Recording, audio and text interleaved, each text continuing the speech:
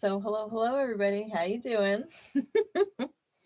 Welcome if you are new to the channel, and welcome back if you love me, because I love you too. We are doing the September monthlies. So special shout out to all of our pineapple patrons and higher here on the channel.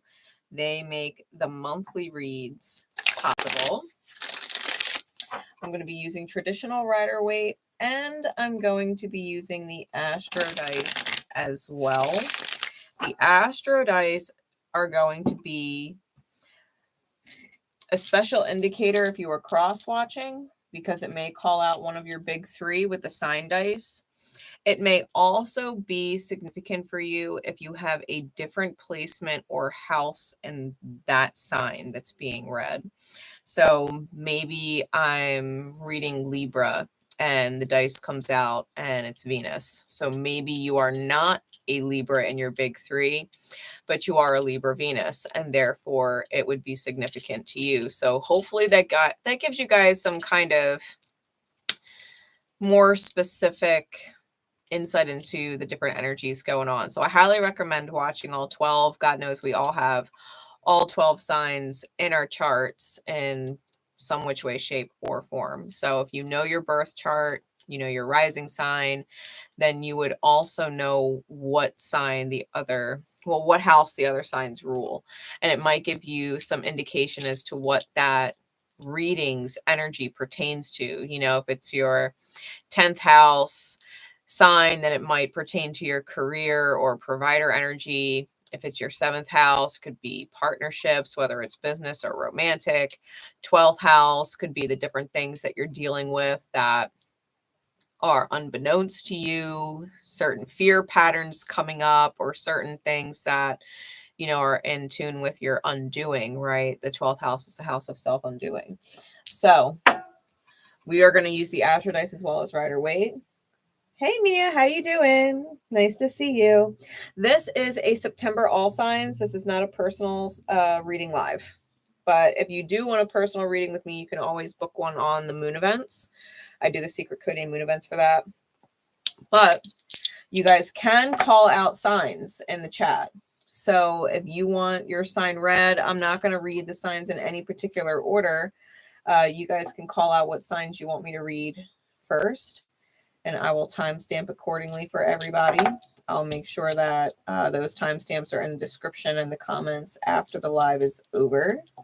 So you can most definitely do that. Gemini first. All right. We'll do Gemini first. And you guys can shout out the signs that you want as you want them. All right. And I will mark them down as we go. So Gemini, we're going to start with you.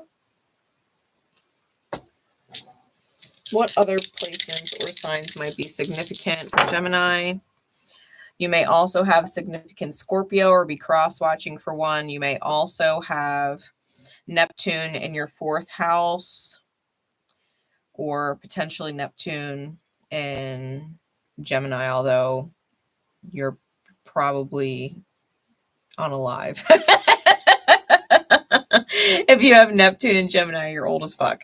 All right. So you might have a Scorpio placement significant. You might be a Scorpio in the 4th house.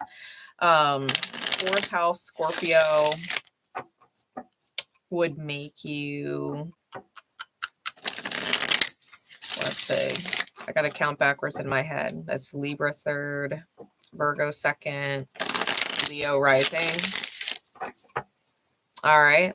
So Spirit, what is going on in September for the sign of Gemini? Gemini and energy, Gemini placements, the house that Gemini rules for you. What is going on in the month of September? For Gemini, we're going to be doing 9-card spreads. What is going on with Gemini?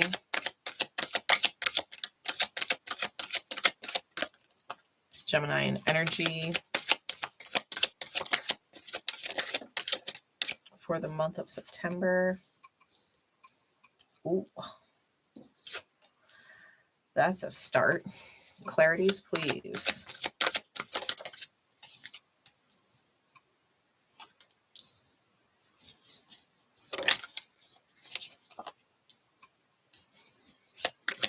Give me one more layer deep.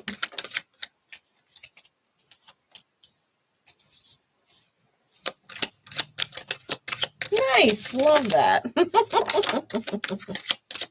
I love my little infinity tattoo. We got two more at the end. All right. Double queens. Bottom of the deck is the sun. We love that. And the 9 of wands on top. Let me get this a little straight for you guys. All right. Gem for September.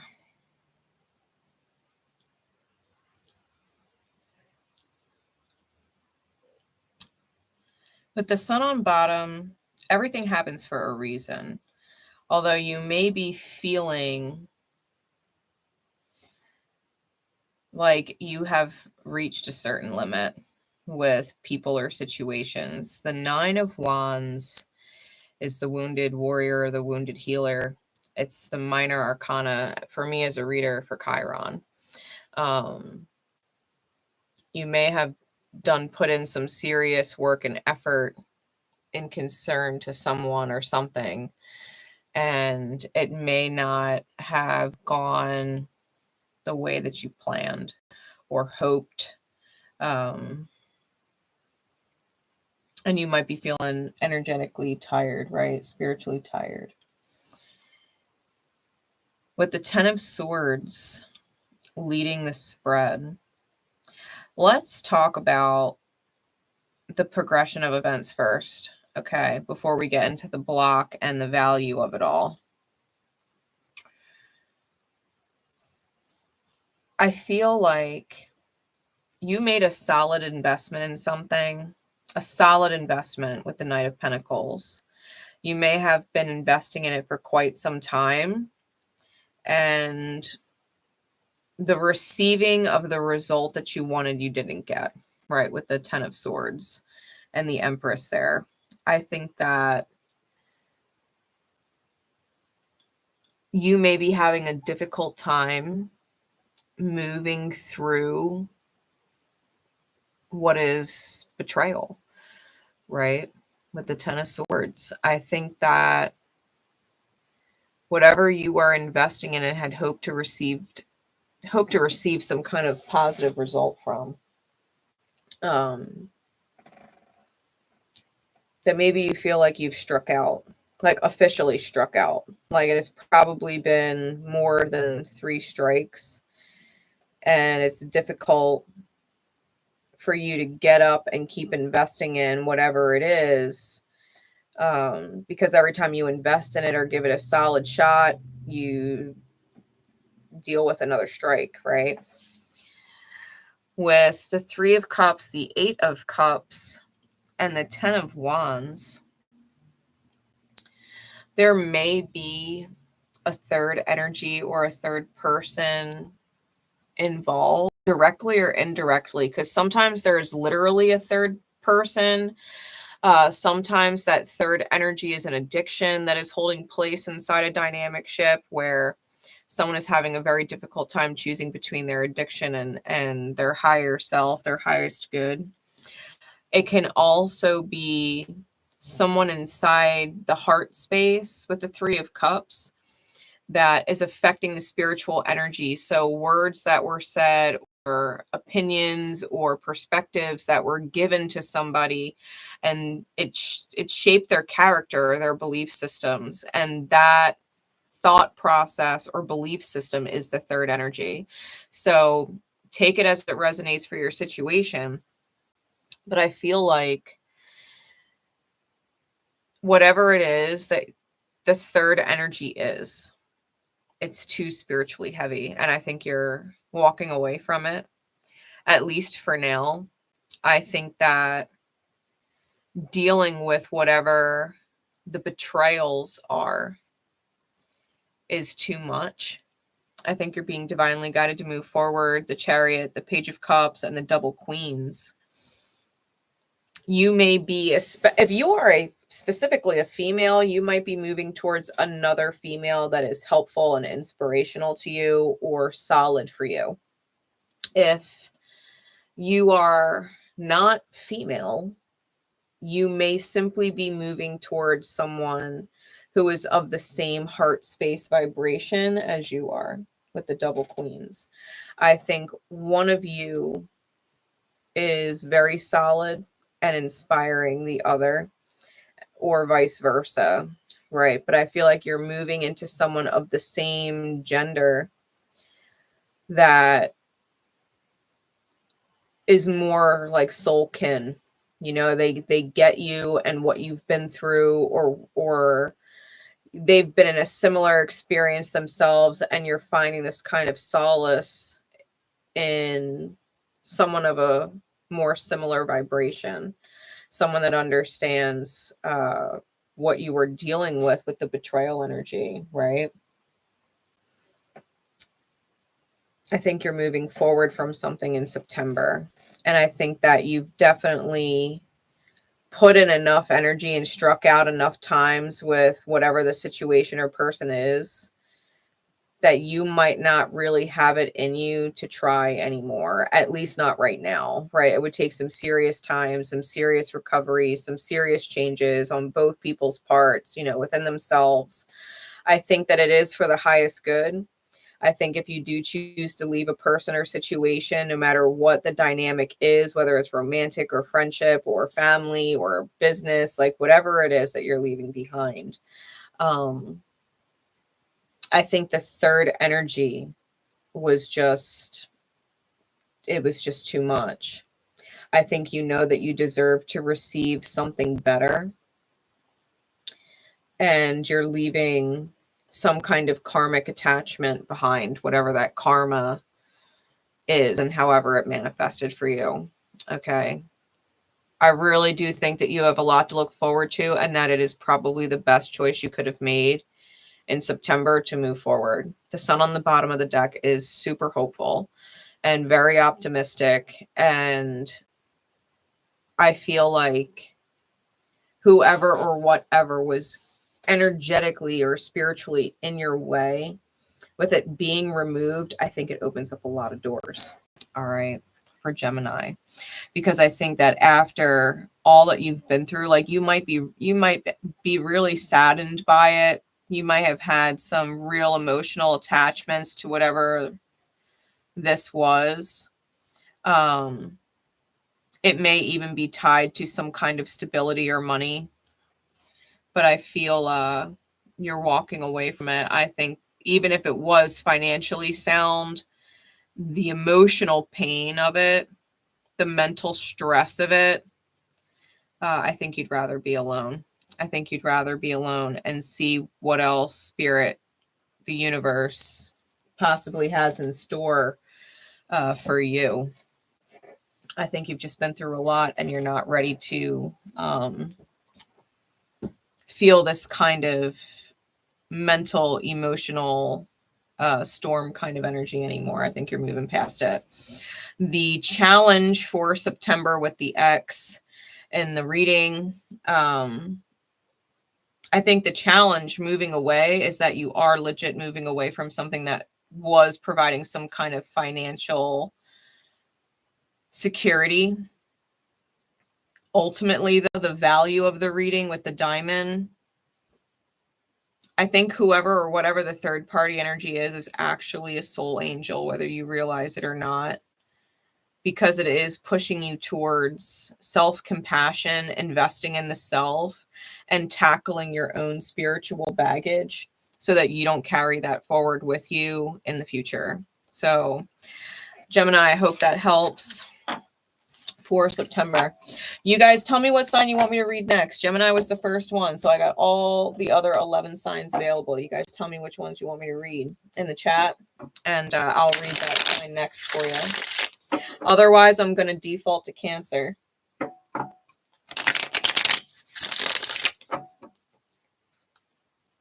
Get a good shuffle on this. I hope you all are having a wonderful day, night, wherever you are. Aries. All right, Aries. Aries is next. How you doing, Em? Let's get a timestamp in for Aries. All right. Spirit, what is going on with Aries, Arian energy? Ooh, for the month of September. Astro dice first. What other placements may also be significant if you are cross-watching for an Aries, or if you're an Aries, it might pertain to those signs. You might also have it in your big three. We got Taurus here. We also have Mercury and the 9th house. So you may have Taurus in the 9th house. That might be your 9th house ruler. You may also have a Mercury in Taurus. You may have a Mercury in Aries. You may also have Mercury in the 9th house. Okay. So this may also be significant for you if Aries is not in your big three. I'm doing good. I'm looking forward to like a week and a half in New Jersey. I'm so pumped. I'm so pumped to be going back to like my home state and eating Ming Gardens Chinese. The little things in life that just make me so happy. I'm looking forward to going back to New Jersey. I'll be driving out there Friday night. I'll be heading out that way. All right, Spirit, Aries energy. Did you? Oh, that's too cool. I can't wait. I cannot wait. I leave Friday night. I'm so fucking excited. All right, Aries.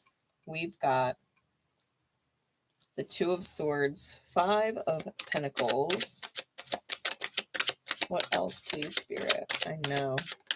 I'm going to hit the beach while I'm there. I don't care if I'm in a hoodie, but I'm going to be on that beach. I'm going to have my feet in the sand. I'm going to be listening to those waves. I'm going to be doing readings on the beach.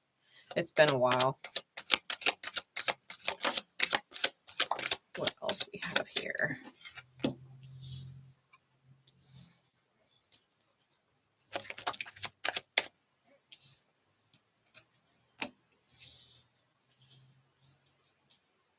All right. Bottom of the deck, King of Cups. Queen of Wands was flashing herself under there. And the Sun card on top. All right. So Aries. Got the Emperor out here. That's your energy. Love it. What I'm feeling for you, Aries. With the Sun on top and the King of Cups on bottom, I think you have upgraded. I think you have elevated your energy or gone through some kind of level up, especially in the realm of emotions or intuition or navigating through feelings. I think you've hit some kind of milestone in your own intuitive growth. For the month of September, starting with the 2 of Swords clarified by the Emperor and the 10 of Wands, I think you may start the month feeling like you're up against like a rock in a hard place where no matter what it is you want to choose, you don't actually want to make the choice, right? It's like one of those choices that you have to make, one of those actions that you have to take, and you don't like either option, right? You don't really want to choose either of the 2 options. I feel with the 5 of Coins and the 4 of Cups and the Devil card, I feel like you're in this vibration of you will be damned if you get attached to something that you don't want to be attached to. So hell or high water, I think that it's almost like you would rather be poor than deal with someone's bullshit just because they have money, you know, or you would rather be poor than deal with somebody, even if it costs you money. You know, you're of this mindset of, I don't care. I don't want to fight, right? The 5 of Wands in the reverse with the 7 of Swords and this 2 of Coins with the 3 of Wands. I feel like you do not want to fight with liars or gaslighters or anything to do with that kind of vibration. If someone's going to bullshit you, lie to you, play mind games with you, if they're not going to be straightforward, if they're going to be hot one minute and cold the next, I think you're of the mindset of fuck it. Like, I don't have the time, space, energy, wherewithal, willpower to compromise myself for someone who is unwilling to heal. I think you might be dealing with a shadow person that may have held some kind of control over you for a while, and you are no longer willing to be controlled. You're becoming unpredictable. You're becoming chaotic. You're becoming a master of your own co-creation, right, with the universe. I think this is really about you taking ownership for yourself and what you want to create. And if people are not in alignment with what you want to create and they're bringing bullshit into your world, I think you're saying goodbye to the bullshit, you know? I'm literally hearing NSYNC's Bye Bye Bye in my head right now. Yeah, no doubt, Aries. I think that you're stepping into your high masculine power and making a choice, even if you don't want to make it, because at the end of the day,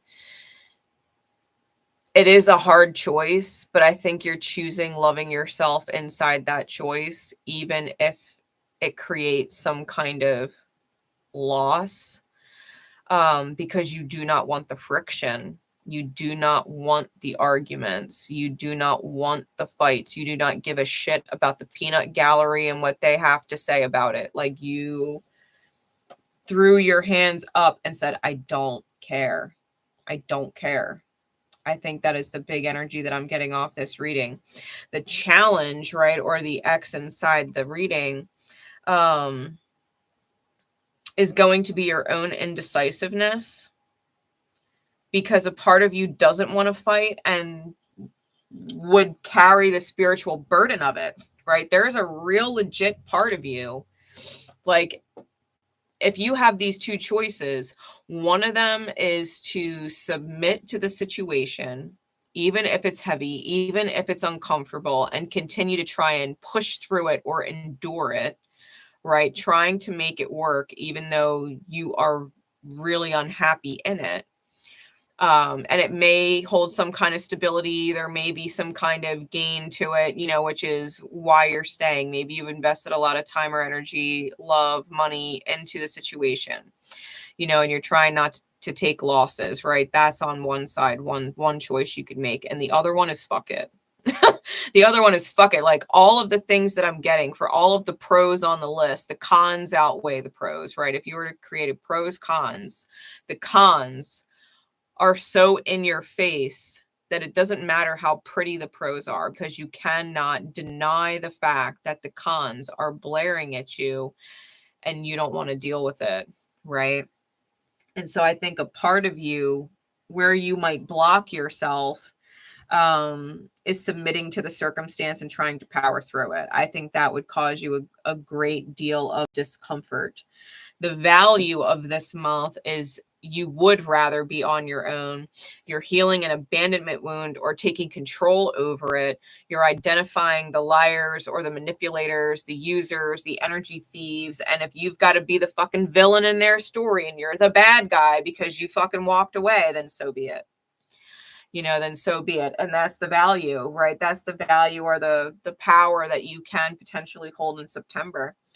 That fuck it choice might really, really be beneficial for you in September, and cutting the losses where they are. Like, even if the pros on the list are really pretty, I think you would rather people talk shit about you and call you the villain than continue to deal with it. And to be completely fair, it would only validate for you why you said fuck it. Because if people are going to vilify you for standing in your power and love of yourself and making choices because, you know, they're energy thieves and then they want to talk shit on you, it's like, it's just validating that you made the right choice, right?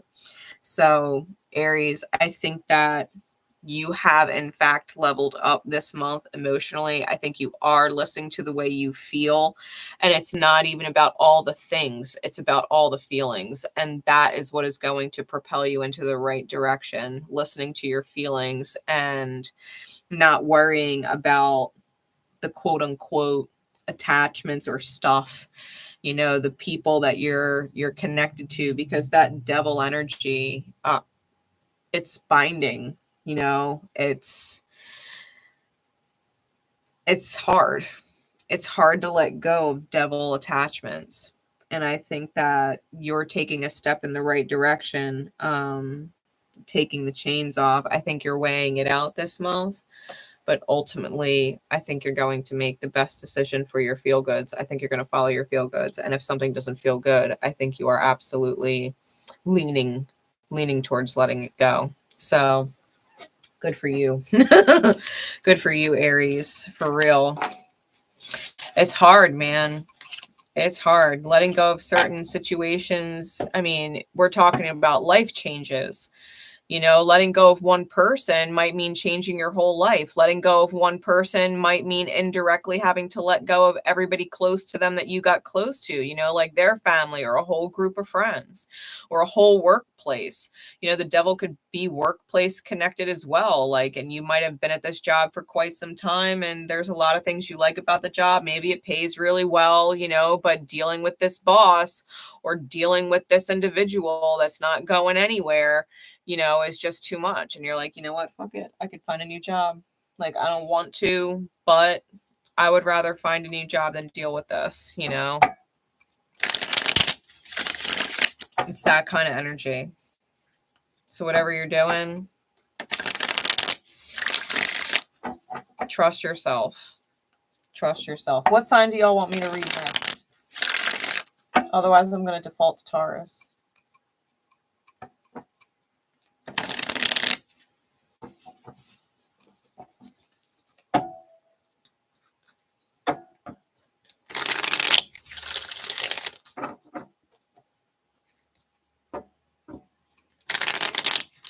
Ooh, we're going to default to Taurus.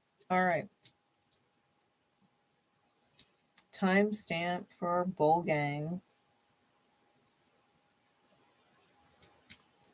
Timestamp for our Bull Gang. What is going on, Spirit, please, with Taurus and Taurian energy for the month of September? And what other placements may be significant for them? All right, so you may be cross-watching for a Taurus and be a Cancer. You could have Cancer in the 12th house, which would make you a Gemini rising. You could also know or be connected to someone who has Pluto in Cancer. They would be really old if they had Pluto in Cancer, okay? But it's still possible. They're still around. You may also have Pluto in the 12th house. You may also have Taurus ruling your 12th house. All right. Which Taurus in the 12th would make you a Gemini rising. Cancer in the 12th would make you a Leo rising. I correct myself. All right. So they may be significant for you as well. Let's see. Or to who you're watching for. You'll have to let me know in the comments if it resonates with you. All right.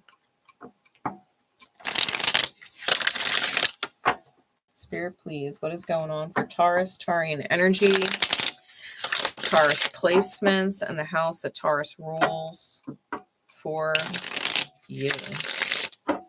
What is going on in the month of September? One more shuffle. What is going on? 9-card spread, please.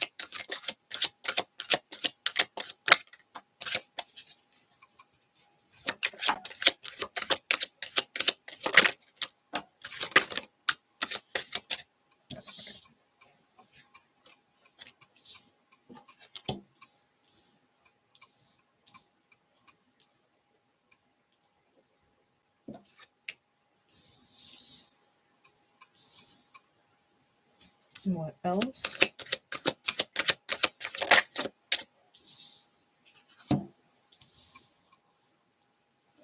All right, let's take it a layer deeper.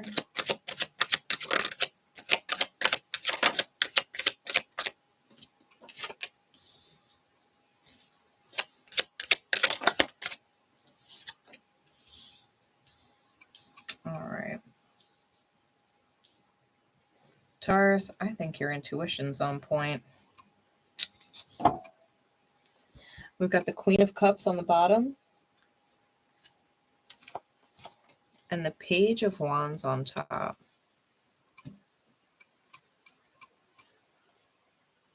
Yeah, I think you're reading between the lines. So listen, Page of Wands is Phoenix rising energy, right? Coming from a powerless place, which is the 10 of Wands, and reigniting that spark like a Phoenix reborn, right? It's that kind of reinvention, Phoenix energy. And the Queen of Cups doesn't forget. She does not forget, okay? The way that she felt or the way that someone made her feel. She doesn't forget. I think that with the 3 of Coins, the 10 of Wands reversed, and the Page of Pentacles reversed, I think that you may be presented with an opportunity or some kind of agreement that you have a bad feeling about. I think your intuition with the Moon card, the 5 of Cups reversed, and the 8 of Coins, I think you are aware of the fact that going a certain direction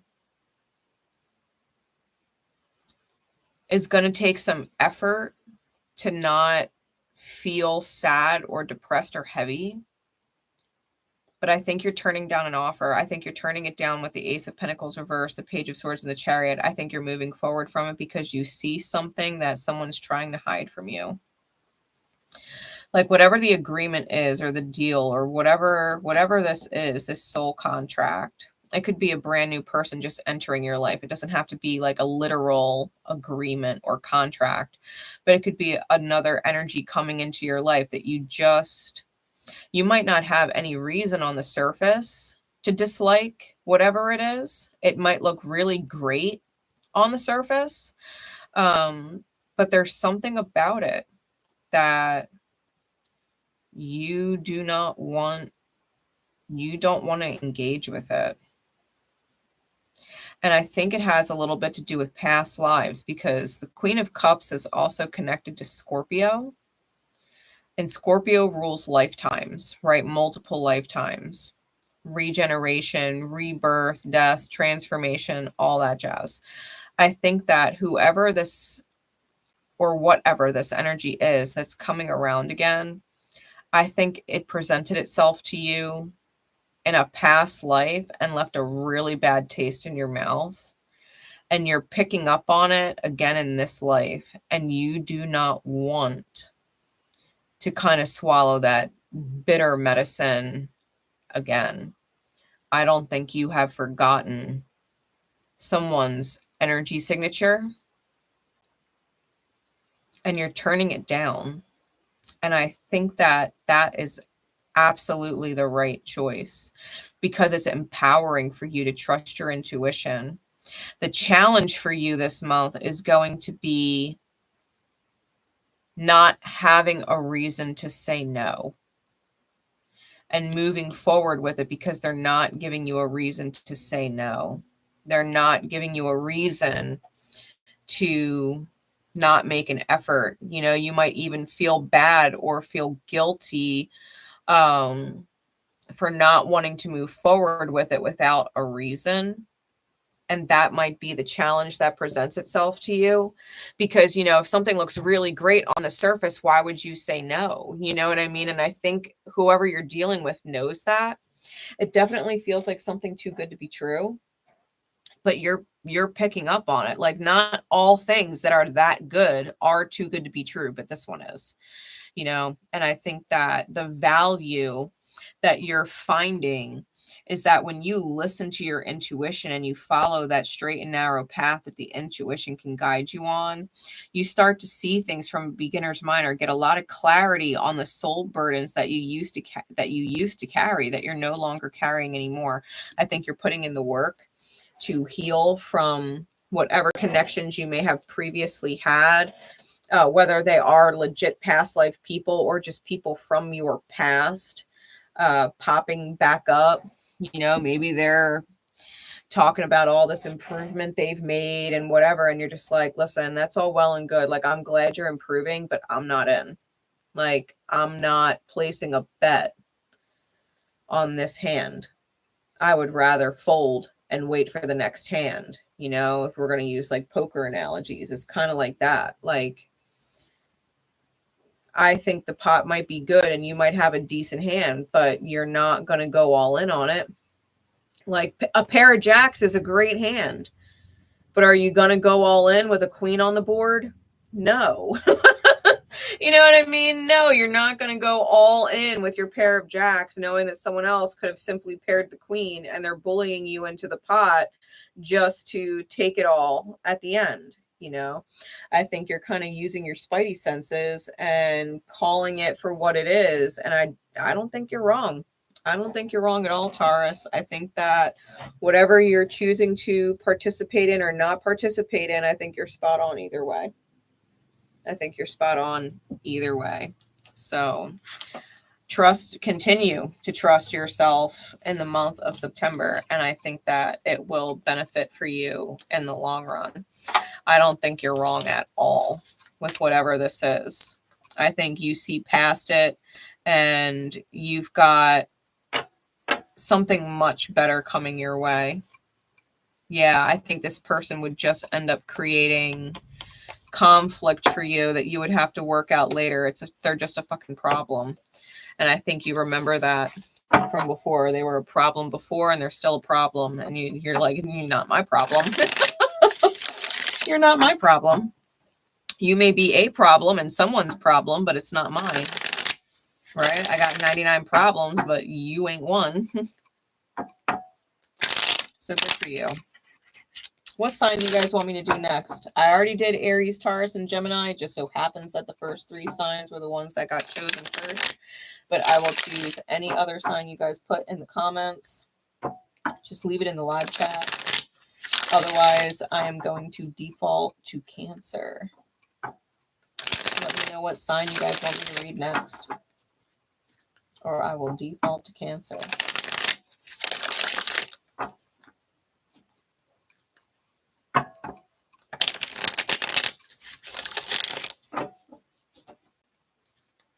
We might just default to Cancer. Aquarius, you got it, Cynthia. You got it. We're reading for Aqua. I love Aquarius. They end up being my besties. Timestamp for Aqua. All right. Astro Dice. Outside of Aqua and your big 3, what other placements might you have significant? Or if you're cross-watching, we've got Gemini. We've got North Node and first house. So you may be a Gemini rising. You may have Gemini North Node. Yeah, Gemini rising, Gemini North Node. Okay. May also be significant to you or whoever you're watching for. All right. Spirit, you're welcome. What is going on for Aquarian energy, Aquarian placements, the house that Aqua rules for you? We've got the Ace of Swords, the Two of Wands, ooh, the Empress card. What else?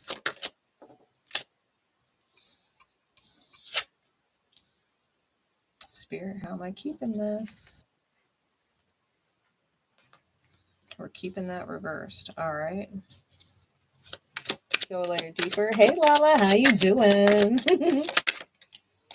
How you doing? All right.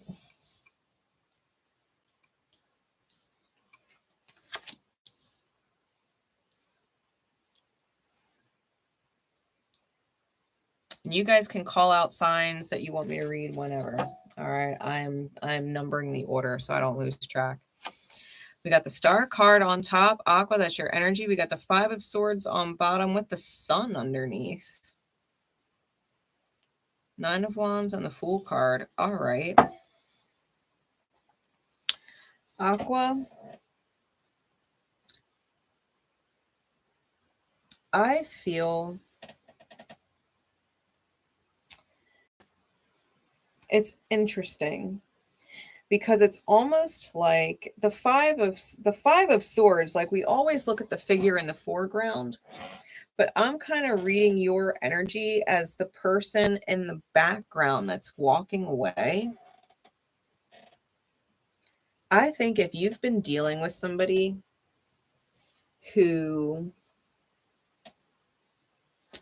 would rather be right than create peace or find some kind of middle ground, right? Some kind of third answer that may not have previously been seen on the table. I think if someone would rather be right and is stubborn about being right, that you are walking away from it. I think you're walking away from it. You're like, fine, if you want to be right, you're right then. There you go. I'm out. You want to be right that bad? Fine. We'll say you're right. Bye. Be right then. I hope you're happy. And Aqua dips and goes into their ghost mode. Never to be heard from again, right? I hope it was worth it, you know, and that's Aqua's. I feel like that's Aqua's mindset. I hope it was worth it. I hope being right was worth it because I'm out. You know, if being right is so important to you, more important than anything, then be right then. Go ahead. I'm going to leave. And I think it's majorly healing for you, and to be honest, the other person as well, because they obviously needed that humbling. Sometimes being right is not the end all be all kind of energy, especially if they're not. Especially if they're not right and they just want to believe that they are and they're stubborn. With the Ace of Swords, the Three of Swords, and the Five of Cups, I think the truth is it hurts. I think that maybe you legit saw progress with somebody or were hopeful for progress with somebody. And the truth is they're fucking stubborn. I mean, you could be dealing with a Taurus. We've got Taurian energy out here twice over. You could be dealing with someone who has strong or significant Gemini in their chart. We have Gemini out there. You could be dealing with Leo energy, right? We got a lot of fixed sign energy out here. And, you know, Aqua can be rigidly stubborn, but when they are up against other fixed signs, especially because they are the final fixed sign, right? It starts with Taurus, then Leo, then Scorpio, and then Aqua, which is the highest octave of the fixed signs. I think that Aquarius has inherently a certain perspective that most others fail to see. And it causes a clash because Aqua, especially if we're talking about healed Aquarian energy, okay? Shadow Aqua or broken Aqua, evil Aqua is fucking brutal.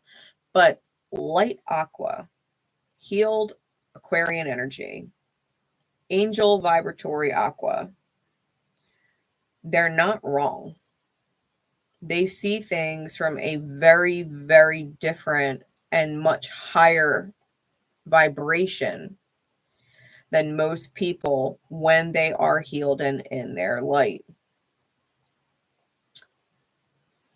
I feel like you might have actually been right on this one, Aqua. Whoever you're at odds with, especially if they have strong Earth energy or strong Leo energy, I don't think you're wrong. I don't think you're wrong. It may most definitely have been someone that you were romantically involved with or had strong emotions for. If it's not an actual romantic dynamic, your emotions were involved with this individual. I think you cared a lot. I think you wanted to see them heal. I think you wanted to see them grow. I think you wanted to see them hit their potential, and you might have tried really hard to help get them there, and they would rather be right. They would rather be right than let you be right about them. They would rather prove you wrong and prove that they're a stubborn asshole than let you be right and improve. I think that you're looking at the future and you're like, you know what? I'm just going to shut my fucking mouth and I'm going to walk. I don't even have anything else to say. You're not being guided at all in that direction, right? The Two of Wands with the Strength card and the Eight of Wands reversed. You're not being guided in that direction at all. And you're like, I'm just going to walk away. I'm just going to walk away. I don't think they put up what they needed to put up energy-wise, or they weren't committing in the reality to the kind of treatment or lifestyle that they are capable of creating with you and making it happen. I think they keep falling short. I think they have excuses. Okay. I think they have excuses. I think they have a million reasons not to do whatever it is you want them to do with you, just to not give you your way, just so that you don't get your way. I don't think they actually have a legit reason.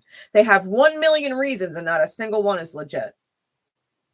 They're just throwing it at the wall and hoping that it sticks, hoping that you'll buy the excuse, but it's bullshit.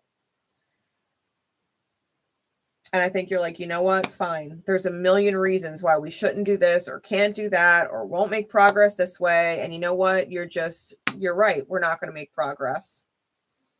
You and I are not actually going to stick because you are unwilling to see from my eyes.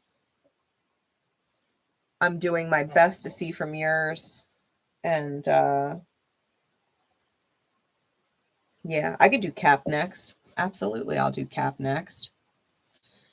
But yeah, Aqua, I think that you found yourself a real bullheaded person. And I think that they would rather be right than progress. And I think that it probably has a lot to do with their own fears, a lot to do with their own insecurities or being hurt before. But you know what? Then they're not relationship ready and they shouldn't be dragging you in with them. You know, if they're going to make excuses against a good person or someone who is invested or cares or sees the great life, that potential, you know, that vision, if they can't be on the same page with you, then you deserve to be on that page regardless, with or without them. And if it's without them, it's without them.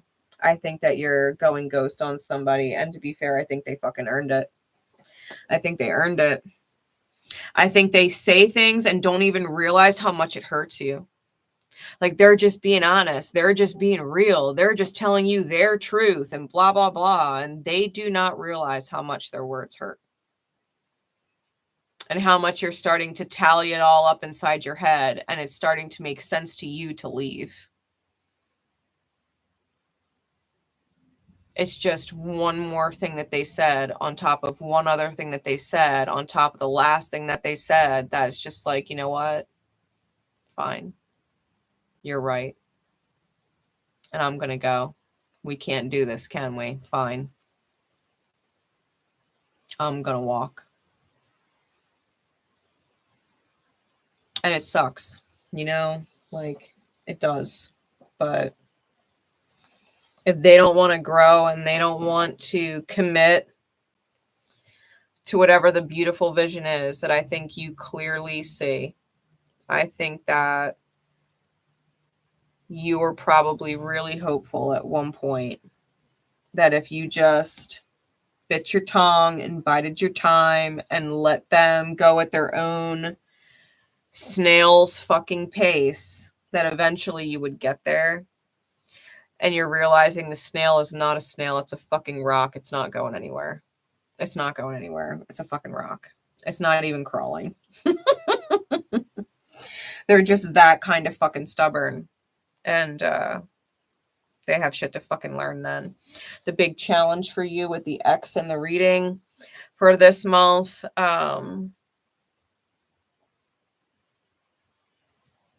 is going to be not expressing how you feel.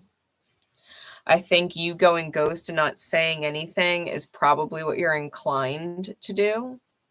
when the reality is it is more beneficial for you in the long run if you express how you feel and why you are walking away, why you are no longer investing in it.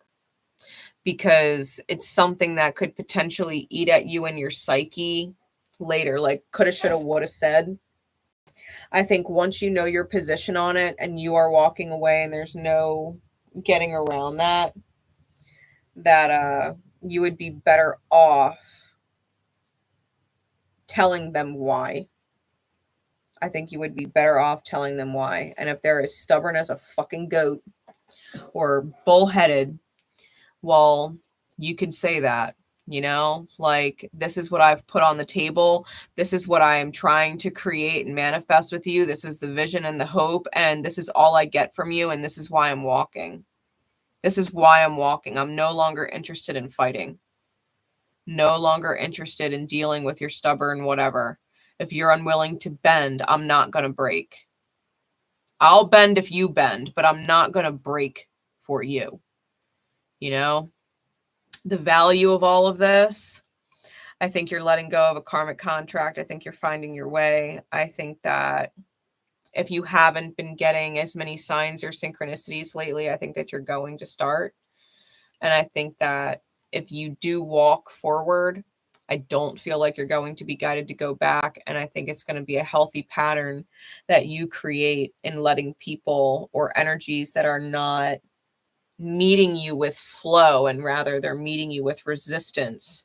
I think you're going to start to see that and not even need to it's like not even needing to listen to your intuition because the red flag is just so clear. It's like, what do you need your intuition for? In this case, the red flag just like flashed right in front of your face. And you're like, yeah, I'm out, you know, like not even going to get involved from the gate, not even going to, you know, cross my fingers for potential kind of stuff. I think that people start showing you their colors and you're going to take them for face value. I think you're going to take them for face value. That's where Aqua is for September.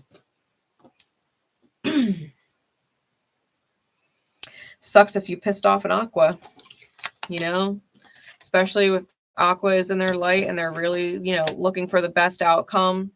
Like, I love Aquarians. I really do. I'm a Sag. I've got Jupiter and Aqua. I can love Aquarian energy. They end up being my besties. I've known them all in past lives. You know, they're in my 8th house. And it's just like, I hate seeing good Aquarian energy get fucking hurt. That infuriates me like no other. Seeing healed, healthy, light Aquarian energy get fucking burned or snubbed in some which way, shape, or form just irritates me in a way that I really can't explain. It just really fucking bothers me. So, good for you, Aqua. If you're seeing the writing on the wall and calling it like it is and doing your ghost thing, you ain't wrong. You're welcome. All right, we're going to do Capricorn, and then you guys can call out whatever other signs you want me to read. If I've done them, I'll let you know already. And there will be timestamps after so you guys can catch it in the replay. We're going to do Capricorn energy. All right, what other placements outside of big 3 Capricorn might be significant, or if you are cross-watching? Oh, we got Capricorn sun. We've also got 5th house. So you may have strong Leo in your chart because the sun and the 5th house are both ruled by Leo. So Leo could be significant, or you could be a Capricorn 5th houser, which would put you in as a Virgo rising, right? Because Capricorn in the 5th puts Cancer in the 11th, which would put Leo in the 12th and Virgo in the rising sign. So you may have a Virgo rising. There's the 5. You may also just have significant Capricorn placements or be dealing with another Capricorn or someone who does. Okay. So let's see what is going on with Capricorn. Capricorn energy. Capricorn placements. The house that Capricorn rules for you.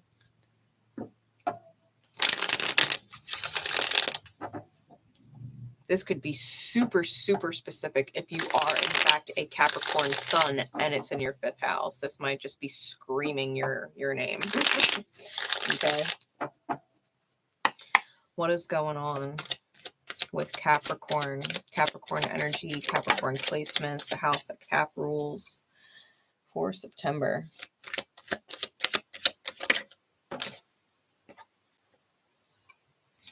What is going on with Capricorn?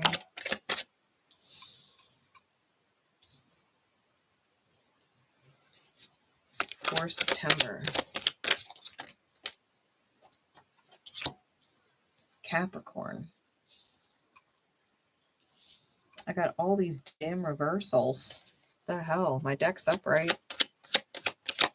Give me one more, Spirit, please. We got one upright card, and it is the 7 of Pentacles. Bottom of the deck is the Emperor. Top of the deck is the Star card. All right. Capricorn. You could have or be dealing with strong or significant Aquarius, Aries, Scorpio, definitely Aries, or Cancer placements. We've got Aries out here twice. We've also got Uranus out here, which is Aquarius's ruler with the Fool card. That's Aries and it's Uranus. So you may have those significant in your chart, or just be dealing with someone who is.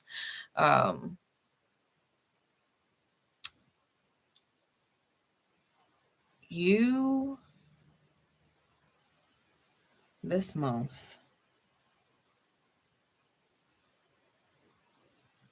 I feel like you're putting everything to a halt.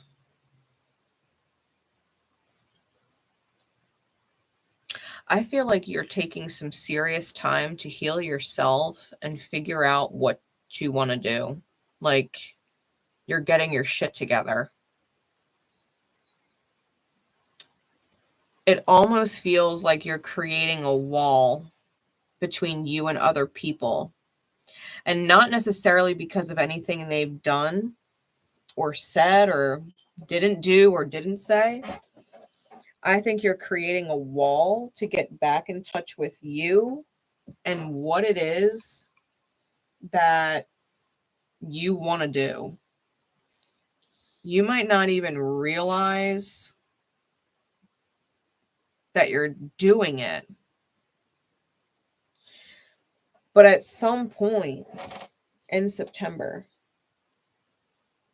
you might go no comms, like no social media, or, you know, if you're into online gaming, you might be not gaming for a week. You're just taking a fucking break. I feel like you are processing through someone that may have come into your life and left as fast as they came. And if it's not a person, it could be a situation, right? Listen in regards to the house that Capricorn rules for you. But I feel like whatever came in left almost as fast as it came. And you're taking some time to sit back and actually heal from it. I think that you are cutting off all communication, or at least a lot of it, so that you can kind of just be inside your own energy space without the influence of other people's energies on you. I feel like someone did not fight for you, or they did not take a chance on something that maybe you, if not both of you, wanted at some point with each other. There's this failure to defend or failure to take a leap or a risk on it. And it's something that I think you wanted that you don't want anymore. The Seven of Pentacles being the only upright card with the Five of Cups in the reverse and the Nine of Wands in the reverse. I think you're looking at it for face value. And if someone cuts you loose, and was just like, I'm not taking a chance on you, or I'm not taking a risk on you, you're looking at it and you're like, all right, bet. Do not change your mind. Do not change your mind. Because I refuse to be sad and I refuse to be wounded. And you already tried putting both of those feelings on my plate.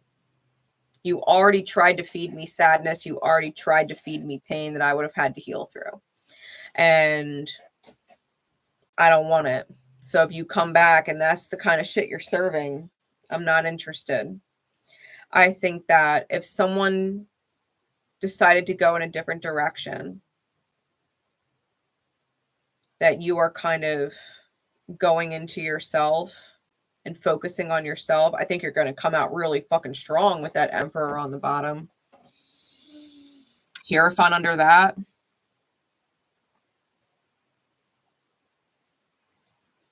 You believe in yourself.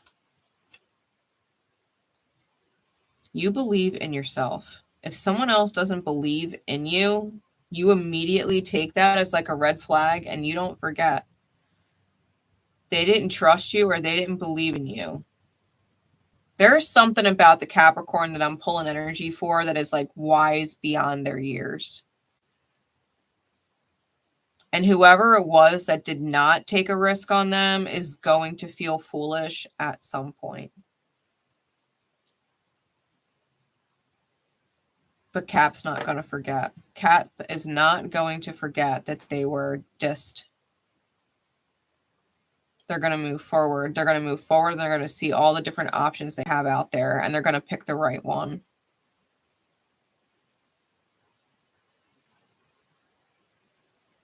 Come September,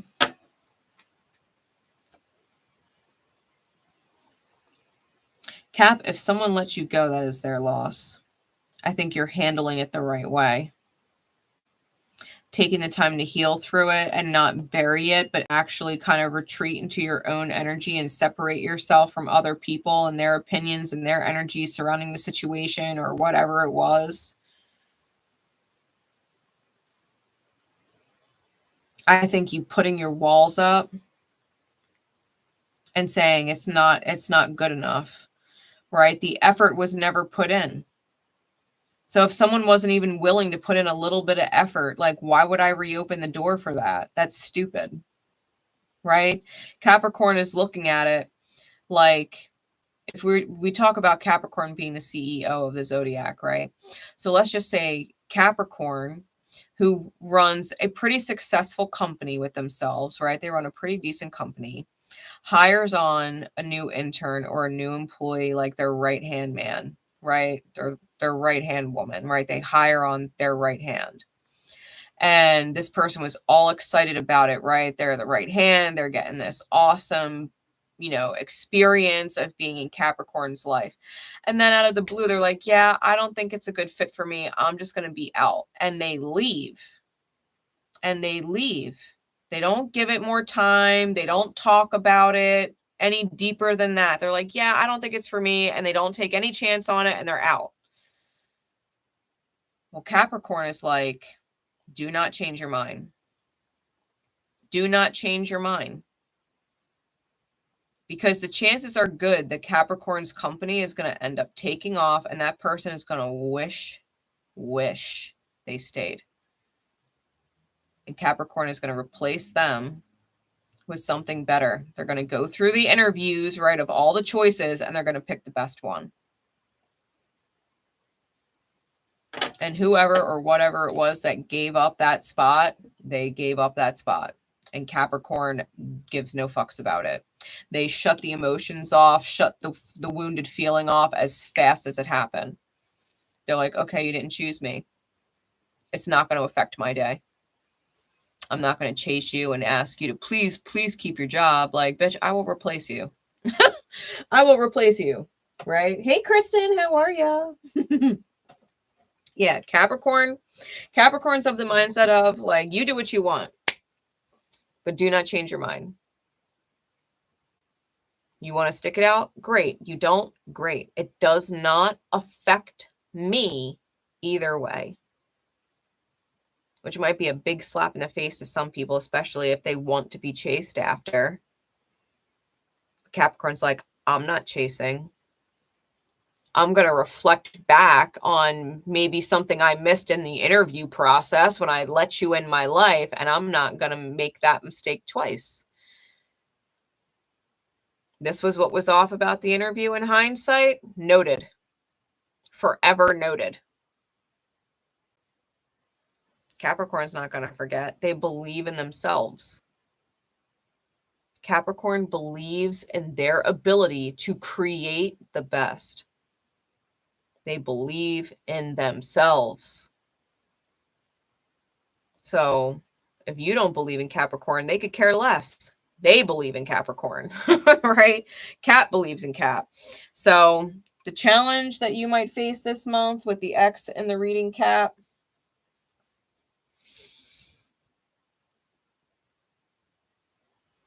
I think that the one thing you might be at risk at is staying cut off for too long and getting a little melancholy. Getting a little melancholy. The value of all of this, though,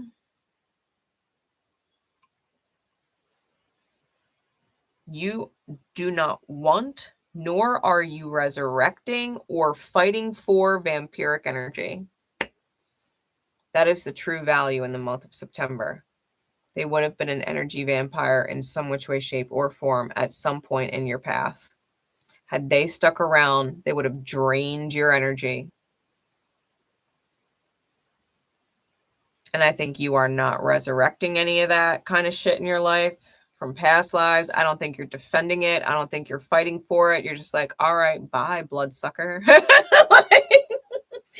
Bye. Bye. Don't let the door hit your ass on the way out. It's a heavy door. It's a heavy door. For real. Yeah, Cap ain't gonna do that twice. Yeah, people flake on Cap. They're like, go ahead, be flaky. You're allowed to be flaky. Just don't come back. Do not come back. Capricorn really does not appreciate flakes like they did. They flaked out. They're like, yeah, I don't know if this is for me. Dipped. Cap's like, okay. Glad you left. Hey, Bobby Lynn, how you doing? I did do Aries already. Aries was back around the 15 minute mark. I started Aries. So I'm sure you can go back and fast forward if you wanted to, but there will be timestamps so you can kind of hop, skip, and jump around once the replay's going. You guys can definitely call the next sign. I have done Aries, Taurus, Gemini, Aquarius, and Capricorn. I still have Cancer, Leo, Virgo, Libra, Scorpio, Sag, and Pisces still. Cancer? All right. And Libra? All right, so we'll do Cancer next. And then Libra. Done deal. All right, so for Cancer, what other placements? And then Scorpio, all right. And then Scorpio. What other placements may also be significant if you are not Cancer Big Three or if you're cross-watching? We do have Scorpio, South Node, and 4th house. So you may have Scorpio ruling your 4th house. You may have Scorpio South Node. If you do have Scorpio in the 4th house, that would make you a Leo rising. So you may be Leo rising.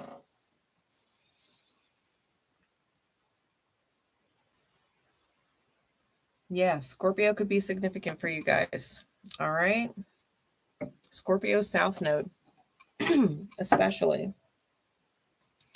So let's see what is going on with Cancer, Cancerian energy, Cancer placement. the house that Cancer rules for you.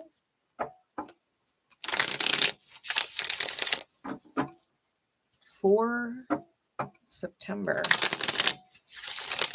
Yeah, if you do not have Cancer in your big three, but you do have Scorpio, this reading is probably also for you in some which way, shape, or form, especially if you've got the other two dice as well. What's going on, Spirit, please? Let's get 9 cards of insight for Cancer. Hierophant. Death card. There's that Taurus Scorpio polarity. That's the nodes right there. Let's see. Then we've got 6 of Wands. The Devil, King of Cups. The Ace of Swords. The Devil's in a power position. I'm not getting bad vibes off of it. Not surrounded by these cards. Bottom of the deck is the High Priestess. Top is the Wheel of Fortune. Wow, Cancer. All right. Wow. Wow. We've got a lot of major arcana out here. A lot.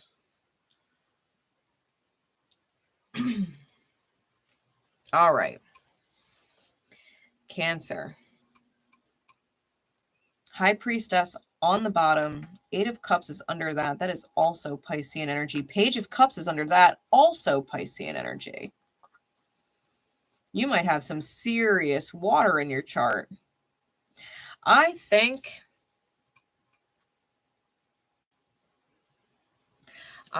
you are major picking up on bullshit before it happens. I think you're choosing yourself and you're choosing your power and you're choosing your light and you're listening to this beautiful intuition you've got going on. Wow. And I think it's super beneficial for you. With the Wheel of Fortune on the top, I think a time of dealing with quote unquote snakes is over. I think you're coming into a wisdom era. Really kicking off. I mean, given Cancer, Pluto literally just clicked back into Capricorn for the last time on September 1st, opposing your sign. This will be the last time that Pluto in Capricorn ever opposes your sign in this life. And I think it is imbuing you with all kinds of power. All kinds of power. I mean, that's what these two are right here, right? The Death card, that's Scorpio, it's Pluto, and we've got Capricorn right here with the Devil.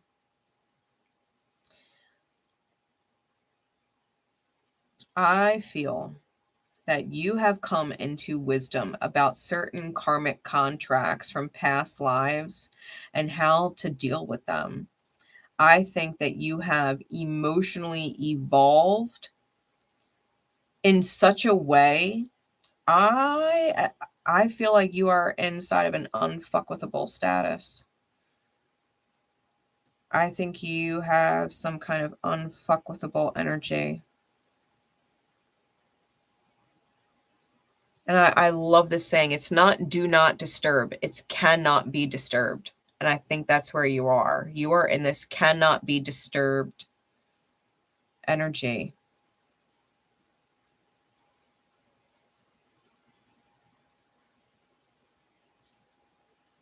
I feel like you have gone through a lot with the shadows of other people, especially in the realms of addiction with past life soulmates. I think you're working really hard on your beliefs. And I think that you're paying mind to your own inner child and doing things that bring you joy. The Death card with the King of Cups and the 2 of Wands. And I feel like you're reveling in it. I feel like you are taking time to kind of sit inside that wisdom and really immerse yourself in it. really letting it sink in that you know what the fuck you're doing. Intuitively, spiritually speaking, you know what you're doing. The Six of Wands with the Ace of Swords and the Five of Coin. I think the truth is you're going to shine. I think it's going to be very clear that you're shining and that maybe someone else is not. Like, it's very clear.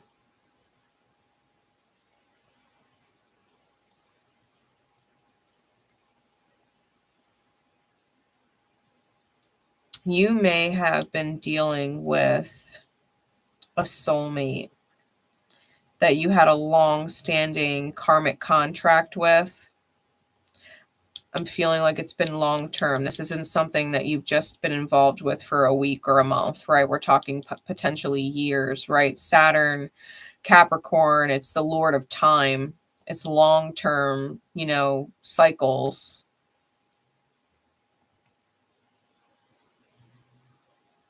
I think you're claiming a victory over lack mentality or impoverished energy.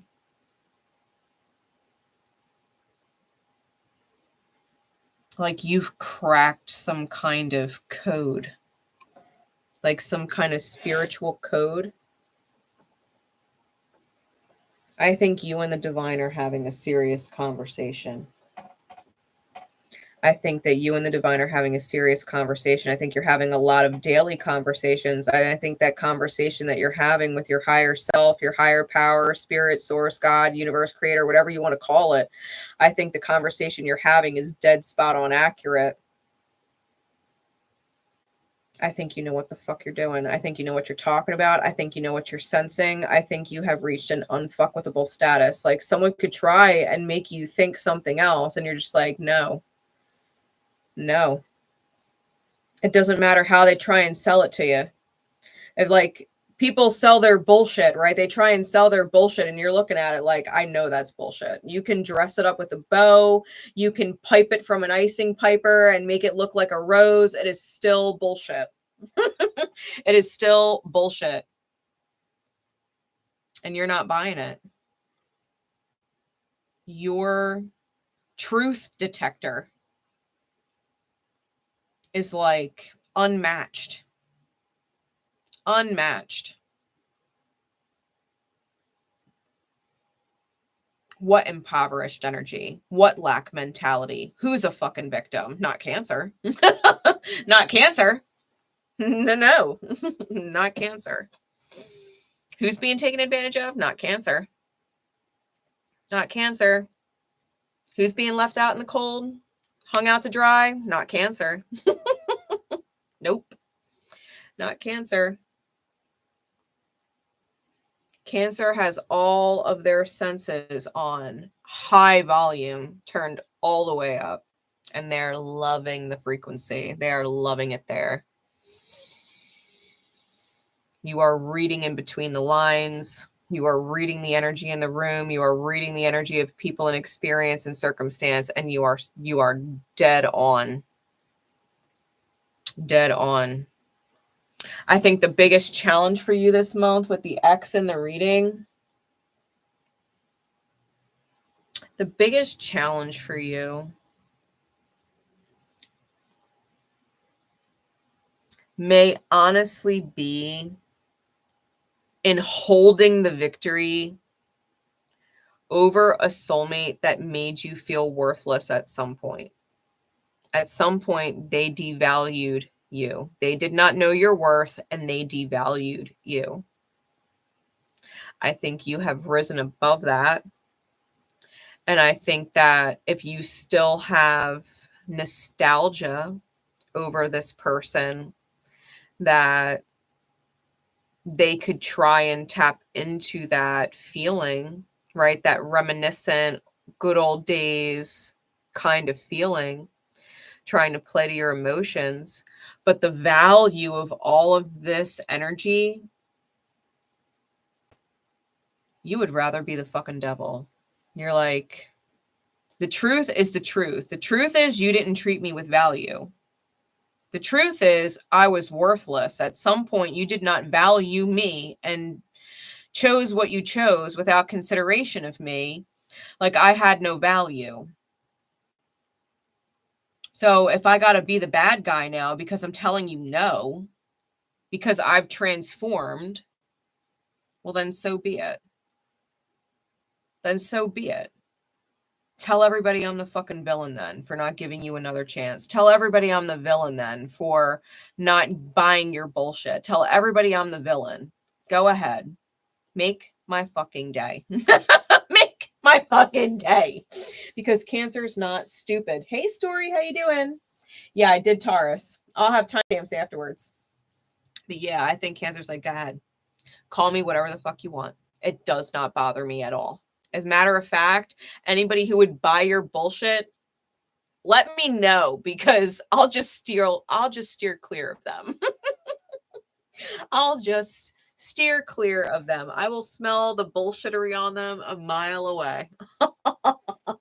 My intuitive radar detectors, truth detectors are just going to be picking up on that bullshit. Go ahead.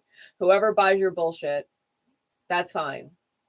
Because I will literally know to avoid them. They are not my people, right? Those who would buy your bullshit are not my people. So, Cancer, unfuckwithable in September. Unfuckwithable in September. Good for you. Talk about power. That's the strongest reading we've had so far. Cancer. All right. We're going to be doing Libra next, and then Scorpio, and then you guys can choose from either Leo, Virgo, or Sag, or Pisces after that. I haven't done those signs yet, so you guys can pick them as well. But we're going to do Libra and then Scorpio, and then you guys can call out whatever other sign that I haven't done yet. All right. So Libra, timestamp for Libra. What other placements may also be significant if you are not Libra Big Three or if you are cross-watching? We've got Aries, Venus, and 6th house. Aries in the 6th. Aries in the 6th might make you a Scorpio rising. You may also have an Aries Venus placement or have Venus in the 6th, or you may have a Venus in Libra placement. All right. That could also make this message very significant for you. So let's see what is going on. Spirit, what is going on with Libra, Libran energy, Libran placements, the house that Libra rules for you? What is going on, please, into September for Libra? What is going on with Libra? You do have Venus in your sign, Libra, for the better part of this month, if not all of it.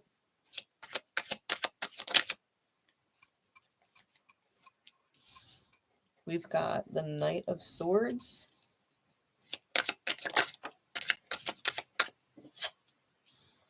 The 8 of Swords.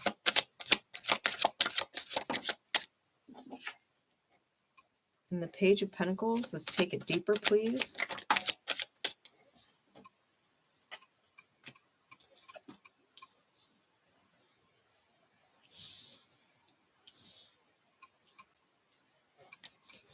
And give me 3 more. Let's take it 1 more layer deeper for Libra.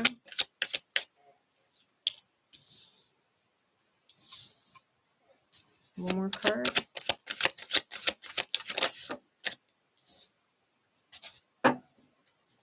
We have the Hierophant on the bottom. And the 7 of Swords on top.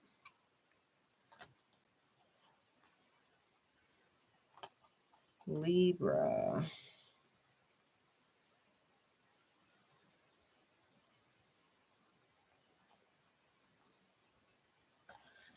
Just FYI, Libra, if you're involved in a relationship with someone, they may be moving towards somebody else and lying to you about it. Okay. Because I got nosy and I peeked at the top of the deck to see what that lying Seven of Swords energy was about. All right. So Libra.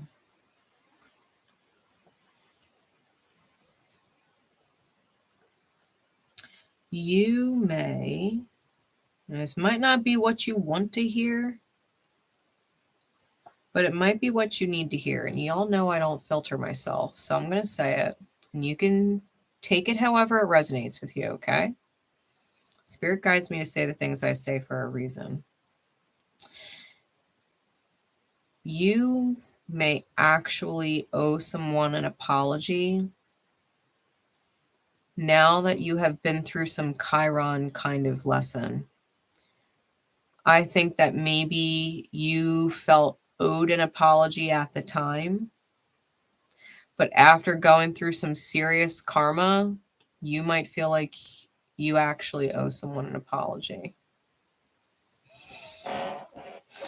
I definitely think it's from someone from your past too, because we got the Knight of Swords with the Two of Cups and the Six of Swords reversed. I think you feel like you owe an apology to someone. Now, the soulmate with the Two of Cups does not have to be romantic. It could be friendship. It could be close family, right? Someone that you have an emotional connection with or had an emotional connection with at some point. But you feel this need to communicate, right? And it's looking backwards, right? The Six of Swords reverse it's going backwards, not forwards. I think that you might have learned something the hard way and feel like maybe you owe someone an apology in hindsight. And it doesn't mean that there's a future, right? With whatever, whoever it is. But the apology, you still feel like it's owed. The thing is, with the Eight of Swords and the Chariot card and the King of Pentacles, you may feel all kinds of trapped in your head. All kinds of trapped, right? The Eight of Swords is a mental prison. You might not know how to move forward, feeling like the rivers run dry, or maybe they've become successful without you.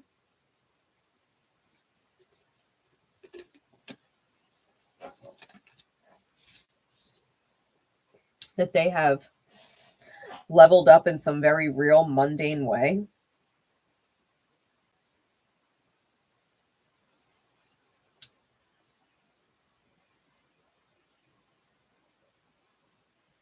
You might not know how to open up this communication.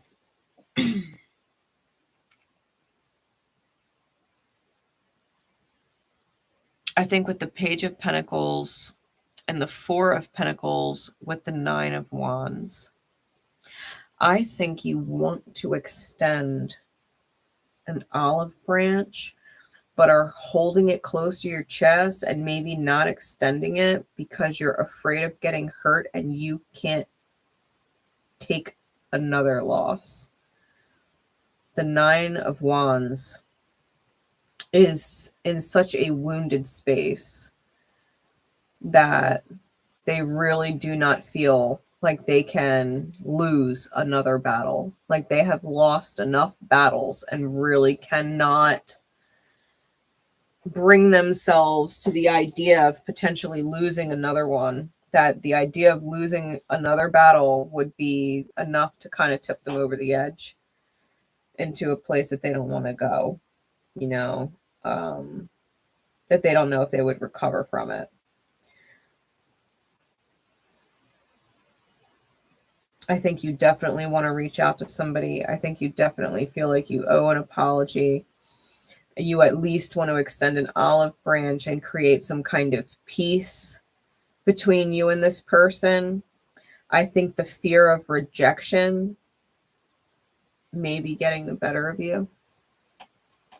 The fear of being hurt, or it not being received well if you were to apologize. I think the fear is kind of getting the better of you. I think that, and it's from my own experience, if you are sincere, if you legit in hindsight realize that you could have, should have, would have been a better person to someone or a situation, I think if you are sincere, that the sincerity comes through. I think where there is a will, there is a way. Where there is a will, there is a way. And even if something ended really badly or just ended on a sour note, right? It doesn't necessarily have to, you know, be a situation or a relationship where everything completely blew up to smithereens, right? It could just be you had a disagreement with someone you were really close to at one point.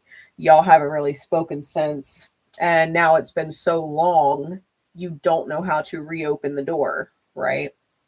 It doesn't ever have to be anything crazy or drastic, but it's definitely that vibe of some time has passed and you don't necessarily know how to correct who you were with who you are. Maybe this new version of you, you haven't really got your feet wet too much with it. You know, maybe it's really new and you don't want this new version of yourself that you're kind of finding some kind of wisdom in or healing in or whatever to get blown away, you know what I mean? Like right off the gate, and be rejected, right? This new version of you.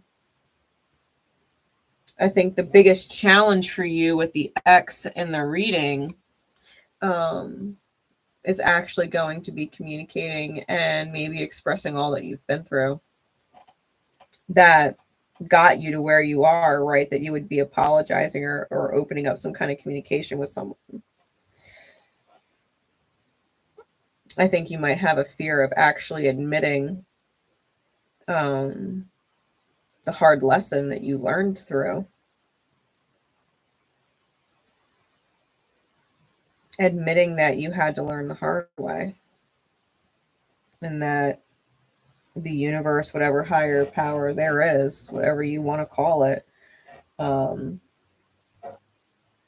really humbled you, you know. And it happens to everybody. Like, it's happened to me. It happens to everybody. We all realize at some point when we are a better version of ourselves, how shitty old versions of us were. In hindsight, we didn't realize it at the time, but after going through some crazy shit, we saw ourselves differently and how we treated people in hindsight and how wrong or off or better it could have been because it wasn't great, you know.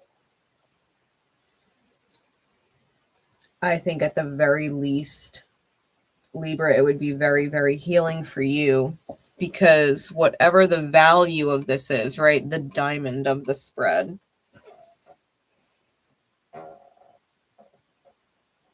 I feel like whoever the soulmate is, because they are a part of the value, right? They're in a power position. They're a part of the value.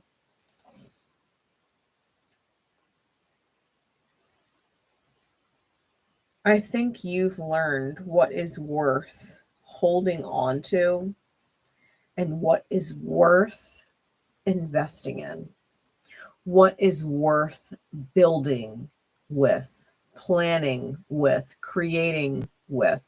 I think you've learned a very valuable lesson on the kind of materials that build solid homes, so to speak.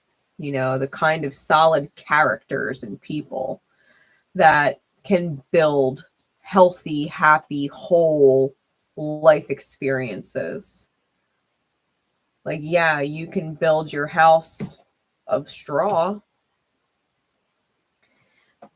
But why would you build your house with straw if you can build it with brick? I think you maybe learned a lesson about the value of certain people and their character, the integrity that they hold, or whatever. I think maybe you misvalued a diamond, you know, mistaken it for a crystal or a piece of broken glass, like it had no value. And maybe you were wrong, you know. I don't think whoever this is doesn't think of you. I think that they may also be in their head about it, trapped in their head about it, because they've made great progress since whatever ways you guys parted. They've made great progress. King of Pentacles energy.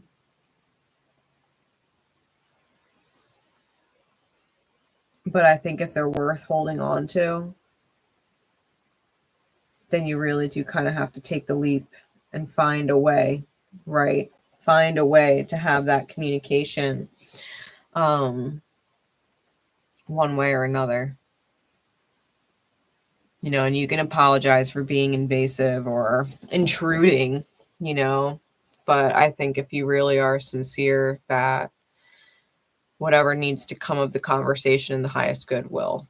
I think if you meet somebody with insincerity or you have selfish motives or something behind it, of course it's going to fall apart. Yeah, you'll get rejected. Yeah, they're going to put it off, you know.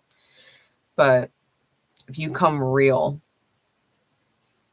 if you come clear and explain things to where someone can understand the process that you went through, I think that you could move forward.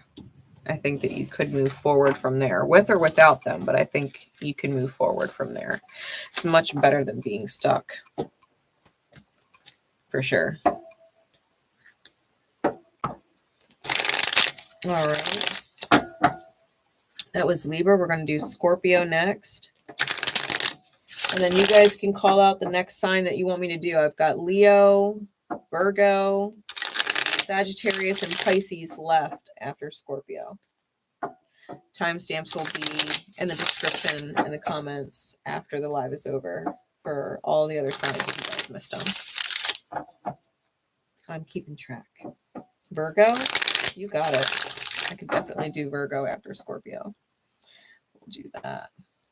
All right. All right.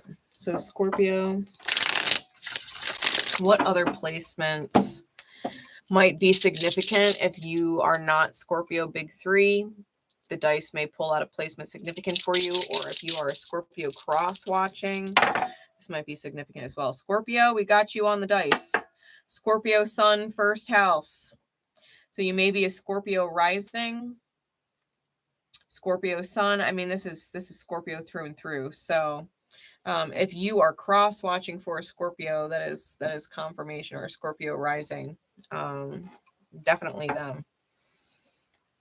Sun in the first house.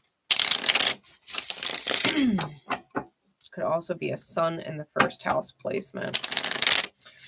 You definitely got Scorpio energy out here. Scorpio said, "This is mine. I don't share." Scorpio said, "This reading is mine. I do not share." For real. All right. So Spirit, what is going on? With Scorpio energy, the house that Scorpio rules for you, Scorpio placements for September. What is going on with Scorpio energy, Scorpio placements, the house of Scorpio rules for you for September. We're going to do one more shuffle. What is going on with Scorpio for September?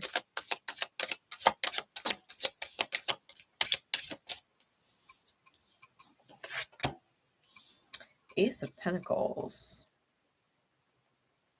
Seven of Cups,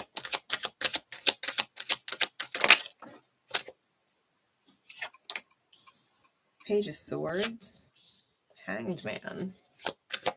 What else?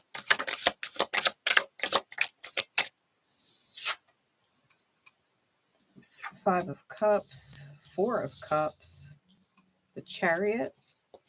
Give me two more.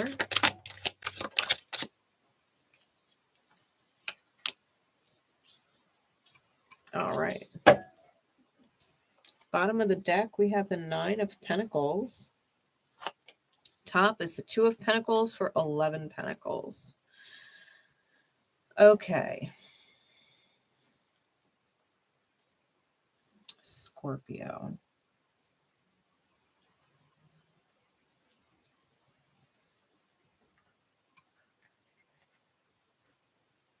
Scorpio, what are you juggling? Ooh.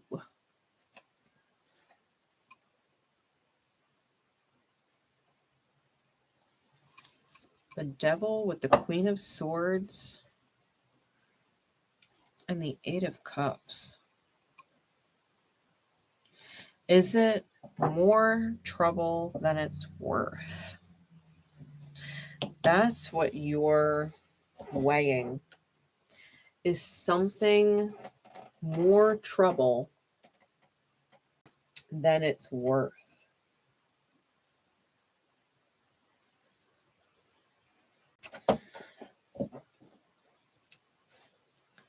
I think you are inclined to separate yourself from something or to give in to something because you're tired of waiting for some kind of answer or some kind of verdict.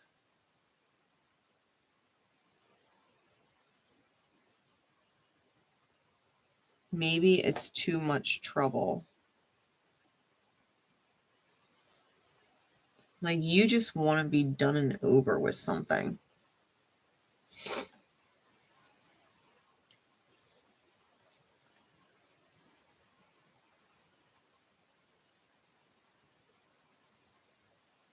Here's the thing, Scorpio. I think avoiding the trouble now might actually be more trouble for you later. I would say it's worth the trouble now. The Ace of Pentacles with the Hanged Man and the Chariot.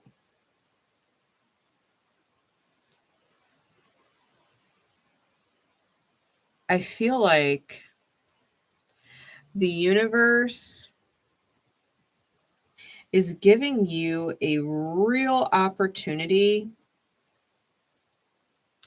to see something from the divine's eyes as you move forward. Sometimes people in general will take the easy way, the quote unquote easy way out, because they don't want to deal with it in the moment, not realizing the easy way out is actually the hard road.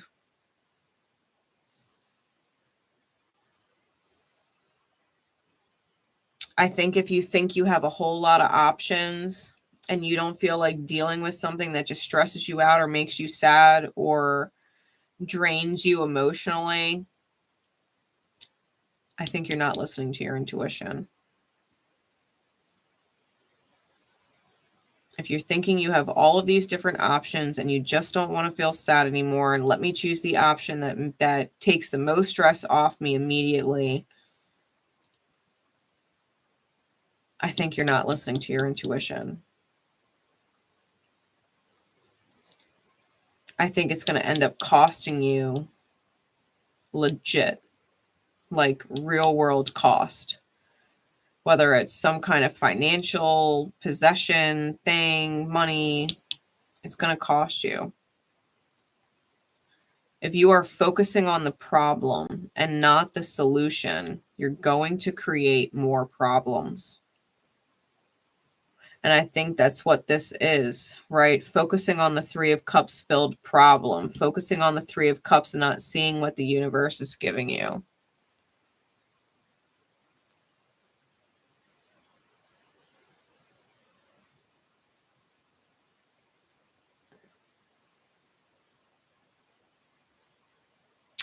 The biggest challenge for you with the X and the spread in September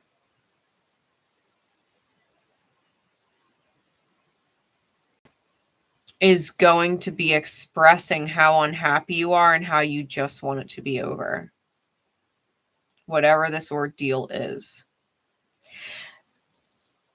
When you express it, that you just want it to be over, that you don't feel like dealing with it anymore, it's almost like you're giving someone else this, I got them right where I want them energy. All I have to do is be a little bit more annoying or a little bit more frustrating or a little bit more stubborn or a little bit more resistant, right, to whatever it is that you want, and you'll just give up. If I just make a bigger stink or I just throw a bigger tantrum, I'll get my way, right? It's no different than a kid throwing a tantrum in a store because they want something that you really don't want to give them or you can't afford to give them, but you're like, I just want you to shut up. You know, I just want you to be quiet. I want you to stop screaming in the store. But what happens is, yeah, in the moment, the kid stops screaming. But what happens the next time you go into the store? They start throwing a tantrum because they know you're going to give in. So yeah, you solved your problem in the short term, but you created more long-term problems. Now you've got a bigger problem. It was not the easy way out. It was the hard road. It's no different with whoever or whatever you're dealing with. You want to be done with it.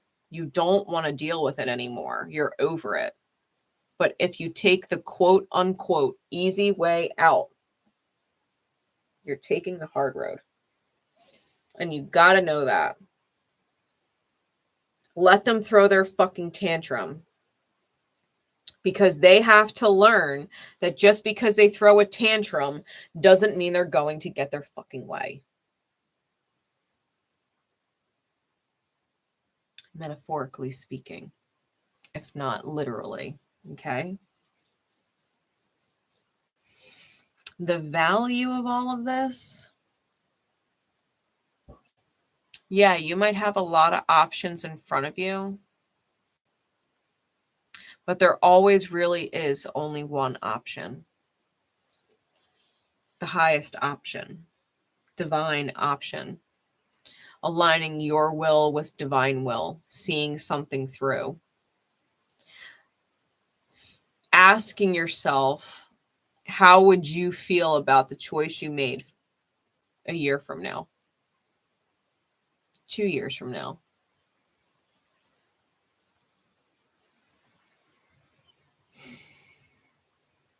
Would you be proud of you?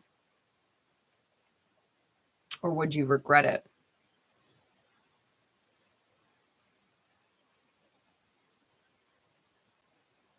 I think what you're doing, or what you could gain from all of this experience, is seeing how much the divine actually does love you and care about you when you stick to your guns, when you really hold your ground and be in that scorpionic judgment energy. Like, you have to make the final call, the final judgment call. If you give in and that's your judgment call, then you give in. If you call judgment on something and you decide you're going to follow through with whatever the punishment is, whatever the consequence is for someone's actions, and you're going to follow through and be that judgment, then you are going to be that judgment. You are going to be a karma dealer. You are going to be the dealer of karma. Their actions warranted this outcome. Their behavior warranted this result. You do the crime, you do the time. Well, they created spiritual crimes against you. And you've got to make that judgment call. The consequence of their actions is the consequence of their actions. The only person that's going to pay for it is you. You don't make that call, right? And I think that's a big lesson that you're learning, Scorp, in September. And I know it's frustrating, and I know sometimes like it seems really drawn out, but sometimes what you are looking to finish is a whole lot closer than it seems. Like it's just around the corner. It's not as far away as you think. And I think it's worth seeing it through. So I would definitely strongly consider the long-term consequence of giving in to a kid who's throwing a tantrum, because that's essentially what is going on. Someone is trying to get one over on you. They're being difficult for a reason. They want you to give in because they know they're not going to get it otherwise. They know they're not going to get it otherwise. And because they know they're not going to get what they want otherwise, they're trying to wear you out. They're trying to wear your patience thin. They're trying to get you to crack. They're trying to get you to give in, because that is the only way. You know, if you think about, you know, poker and playing cards, the only way to get the best person who has the best hand out of the pot is to bluff. If you ain't got nothing, you ain't got nothing. You've got 7 deuce offsuit in your hand. The only way to win the pot is to convince the other guy that you got something better than them, to bluff them out. Because if they go all the way to the end of the hand, 7 deuce offsuit's going to lose. It's not going to win. Not if they got pocket jacks and the 7 deuce like literally has nothing. The only way they win is if they bluff the other guy out. They're trying to call your bluff. They're trying to get you to fold because they cannot win otherwise. Do you hear the words coming out of my mouth? They cannot win otherwise.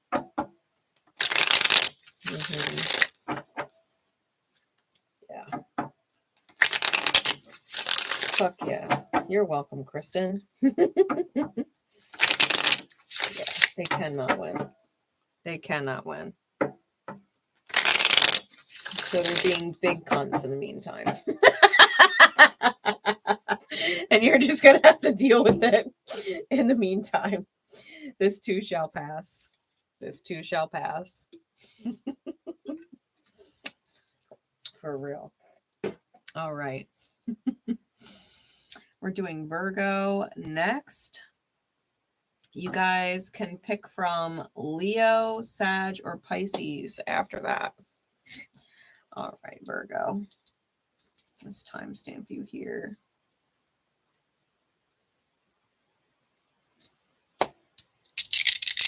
Virgo.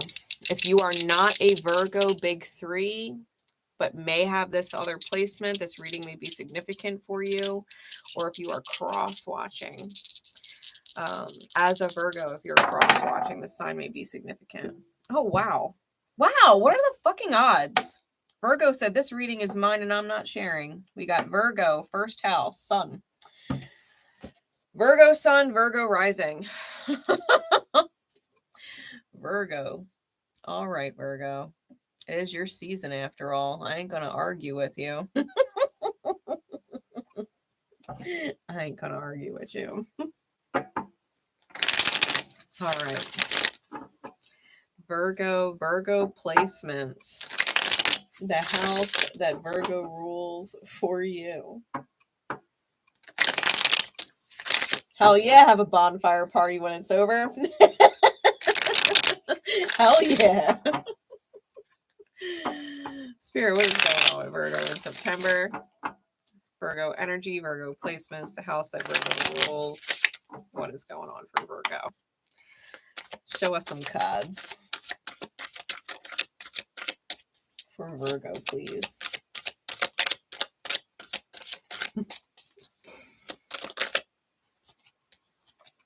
got the moon.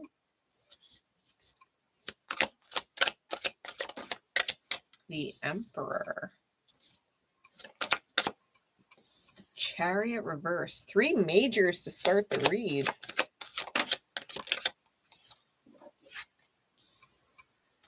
The 7 of Cups. The Knight of Wands and the King of Cups. Let's take it a layer deeper. 3 more cards.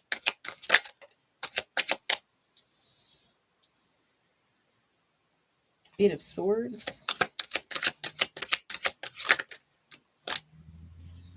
The Hierophant and the 6 of Pentacles. We've got the Queen of Swords on the bottom. And the Wheel of Fortune on top. All right, Virgo. King and Queen of Swords on the bottom. Hermit card, your energy. So this is you.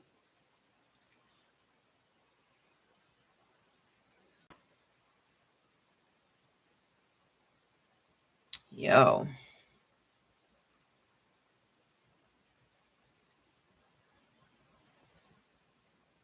You just wait until Mercury kicks its ass back into your sign.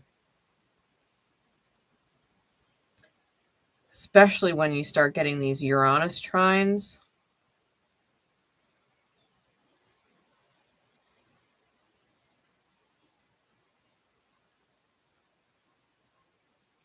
You are mentally sharp. Sharp and direct with your communication.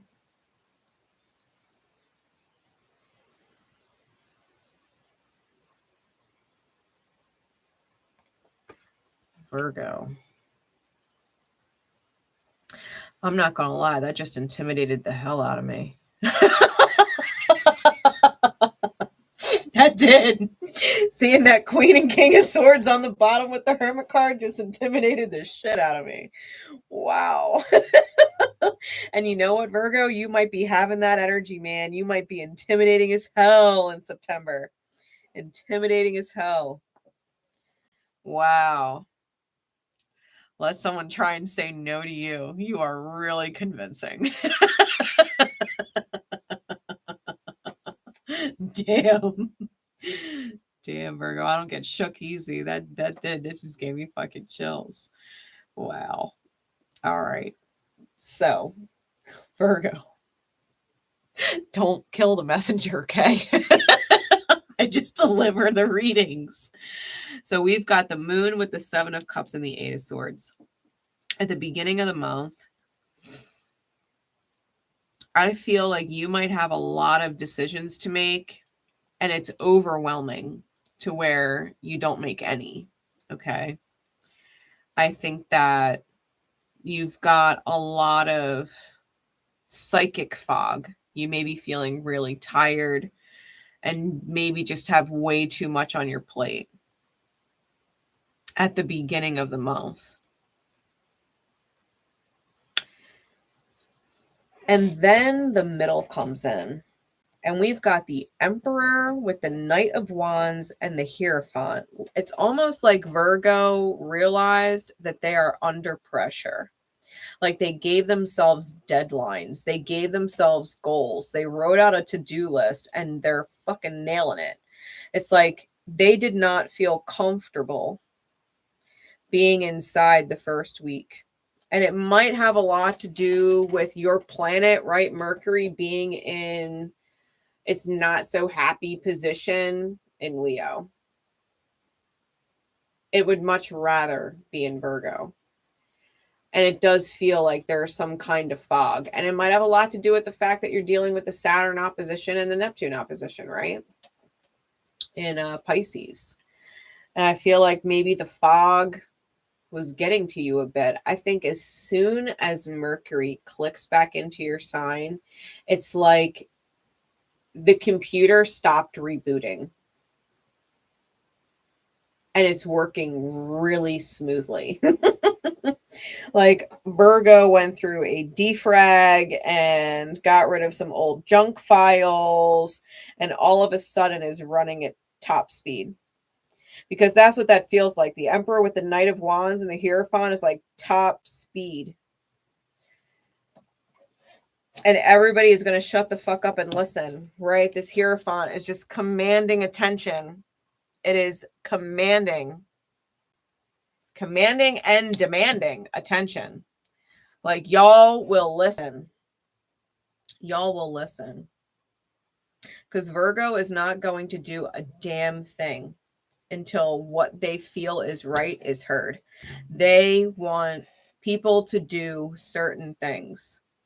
And they will give people just enough energy for them to get the task they need to get done. Virgo is delegating. They're being brutally honest. Brutally honest, like cutthroat honest. Like, don't be surprised if a Virgo snaps at somebody this month and tells them they are a fucking waste of space in life. Or they're useless. Because Virgo's on a tear, right? In the middle of the month, like, Virgo is on a tear. You just need to get out of their way or do as you are told. Because if you are in their way or you are arguing with them or debating with them about why you are not doing what they asked you to do or need you to do to make things run smoothly, you're going to piss off your Virgo, and it's going to be scary. It's going to be scary. I'm telling you right now, it's going to be scary. Virgo is going to look at you with that side eye that just burns a hole through your soul, and you are going to regret ever trying to argue with them. You would do best to apologize immediately and just do exactly as you're told. Because whatever Virgo is on in their energy, it is like... it's like spiritual cocaine. Like, you do not want to mess with them. You do not want to mess with them. They are hyped on whatever it is that they need to get done. That Knight of Wands with the Emperor. Virgo is like, shut up and listen. That's what this is right here. Shut up and listen. And Virgo's not playing. Virgo is not playing. You're either going to reinvent yourself and do what you're told, and you're going to do it quickly, or it's going to be a nightmare and they're going to end you. Virgo will end you. Metaphorically speaking, I don't think we have any Virgos out there about to off people. But on a real note, like, Virgo is putting themselves in a serious power position, and they are not to be played with. I think it is fucking scary. With the Chariot in the reverse, and the King of Cups, and the Six of Coins, I feel that if Virgo needs people to give to reach a goal, they need people to give. And I think they're going to reach that goal that they have, hell or high water. I think it's going to work out in their favor with the Wheel of Fortune on top. I don't think it's not going to work out for them. I think whatever goal they're after it for a reason. And all of the minions, right? Or the people that they are kind of ordering around, like, Virgo's doing it for a reason. They're not doing it to be a CUNT. They're not doing it to be a DICK. They're doing it for a very specific reason, and they need a fire under everybody's ass to get it done. They need people to do what they need people to do. People need to be on point. So Virgo is directing traffic. You go here and you go here and you go here and you don't move until I say so. Like, Virgo is directing traffic. Yeah, you don't want to fuck with Virgo in their season. You're spot on about that, Kristen, for real. You do not want to fuck with Virgo in their season. And it's just that kind of energy. Like, Virgo is getting shit done. They are meticulous. They are a perfectionist. They are thinking about every single detail and they will be damned if something is missed. You will be on their shit list for the rest of your existence if you fuck it up. Virgo is on a tear. I think the biggest challenge for Virgo with the X in the spread The biggest challenge would be thinking they could do it all themselves. They can't.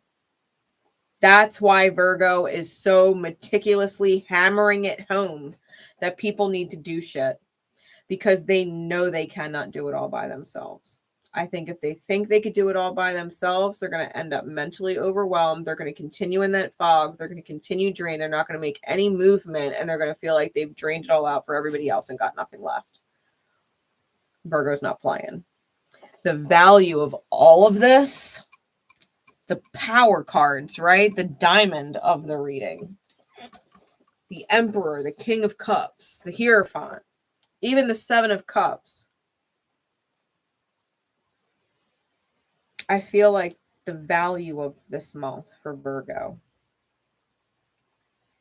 is realizing that they could react in a lot of ways. They could choose a lot of different emotional reactions, and they're choosing power. I'm going to react with power. I'm going to react with control. I'm going to keep my emotions in and my stern facade clearly visible for everybody. They've got resting bitch face all month. You want to see Virgo smile. You want to see them lighten up. Get everything they told you to do done, and get it done better and faster than they thought you were going to get it done in. You will see your Virgo chill. You will see them relax. You will see them happy. Even if it's just for 30 minutes. You will see it. You will see them kick back for a minute. But Virgo is probably going to be really uptight because they have themselves set on a goal and they've given themselves a deadline and they want it done right. I had this conversation when I was going over the cosmic currency for the new moon yesterday. You want it done right? Ask a Virgo. That's Virgo. You want something done right? Ask a Virgo. Virgo is meticulous, detail-oriented, and highly self-critical. They're a perfectionist. They will get it done. They will get it done right. Virgo knows they can't do it all. And so they're being super harsh and direct and clear cut with their words because they do not want anybody mistaking what they're saying. They're giving crystal clear instruction because they need it done according to the instruction, and it cannot get fucked up. They will not be happy if it's fucked up. They'll be hypercritical on themselves and say, I should have done it myself. I should have just done it myself. But the fact of the matter is they could not have done it themselves, and they do not want it to fail, whatever it is. They just need it done. And I think it is for the benefit of everybody to just, honest to God, listen. The Wheel of Fortune on top, it is probably in everybody's highest good to just fucking do exactly the way Virgo is saying, because they're probably not wrong in the time frame and the way that things need to get done. I think it'll benefit everybody in the long run. So Virgo, scary as hell. Scary as hell for September, but not wrong. But not wrong. Virgo needs people to get shit done because they refuse to stagnate. They refuse to be late.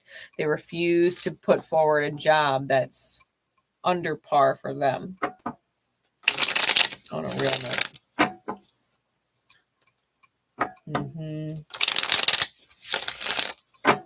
Good. I'm super glad, Bobby. That's awesome. Yeah, Virgo is not fucking around.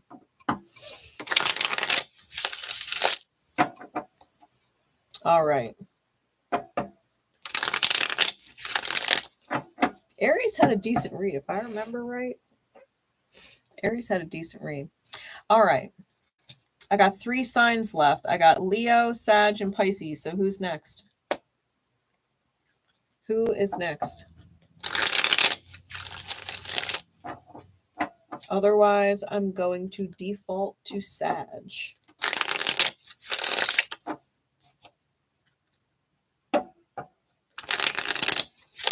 Leo, you got it. timestamp for Leo. All right. Leo, if you are not a Leo big three, what other placement may be significant for you, or if you're cross-watching? Leo Uranus, or Uranus and Gemini, that's coming up. You wouldn't have that natally. Or if you would, I don't know if you'd be watching my channel. We've also got Gemini in the 7th, which would make you a Sag rising. Uranus may also be in the 7th house, regardless of sign. You may have significant Gemini in your chart, or if you're cross-watching, they might. Okay? You or they might. So let's see. Spirit, what is going on? What is going on? Uranus is heading into Gemini over the next couple years. That might be straight up time frame for you. All right, let's see. Spirit, what is going on with Leo? Leo energies, Leo placements, the house that Leo rules for you. What is going on for Leo? We got the 3 of Wands, the 4 of Cups, and the 7 of Wands. What else? The 3 of Coins, Justice, and the 2 of Wands. Let's take it a layer deeper. What else? 9 of Coins.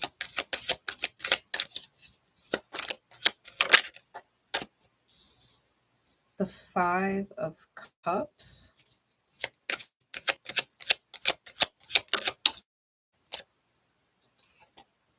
And the 9 of Cups.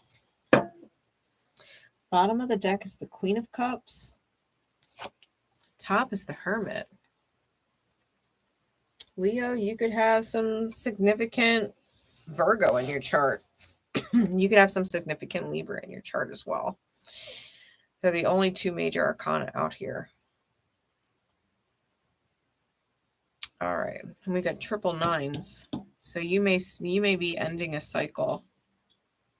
9s end things. It's like the final chapter. You know, the book's not over yet, but it is the final chapter.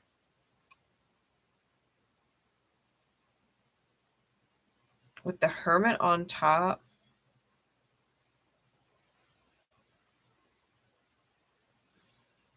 and the Queen of Cups on bottom. Ooh.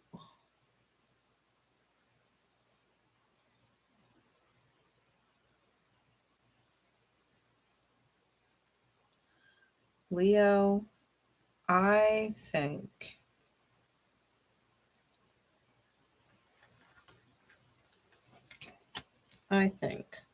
looking at the bottom of this deck,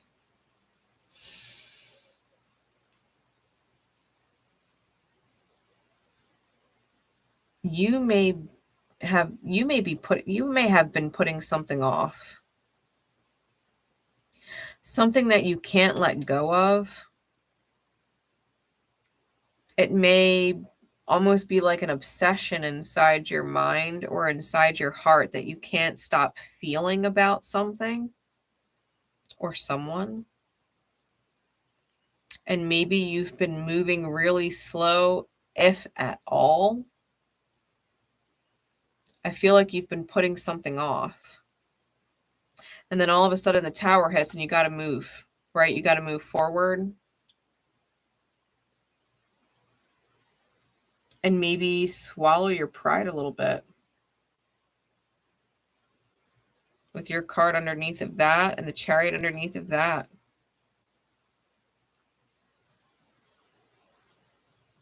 Like if you've been putting something off, you will have no choice but to move forward.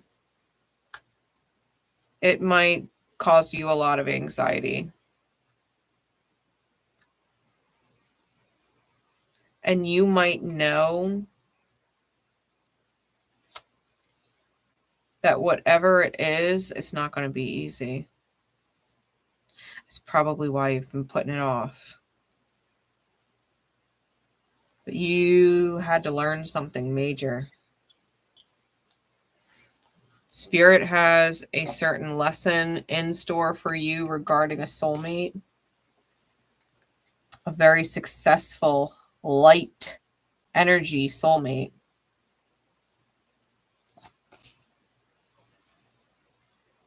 They could also have strong Leo. They could have strong Sag. They could have strong Earth in their chart.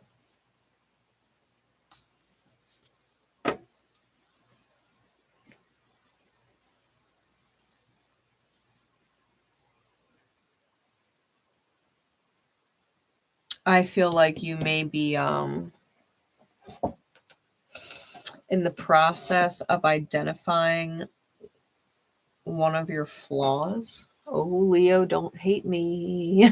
I know you like to believe you don't have any flaws, but or that you've already identified all of them. But the truth of the matter is, for September, I think that you are realizing that maybe you have another flaw, or your first flaw ever. And Spirit is shoving you into dealing with it.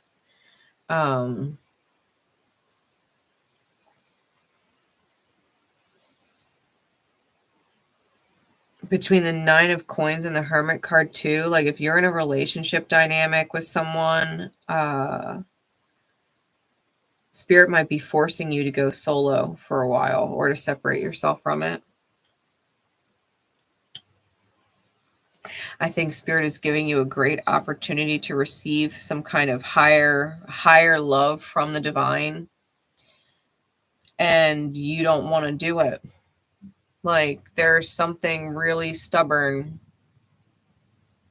about whatever it is that you're doing. And I don't think whatever you're holding on to, because I don't think you're really holding on to anything. I don't think you're emotionally attached to something or legally even attached to something or someone. But whatever it is, I think you're using it as a means to avoid something else.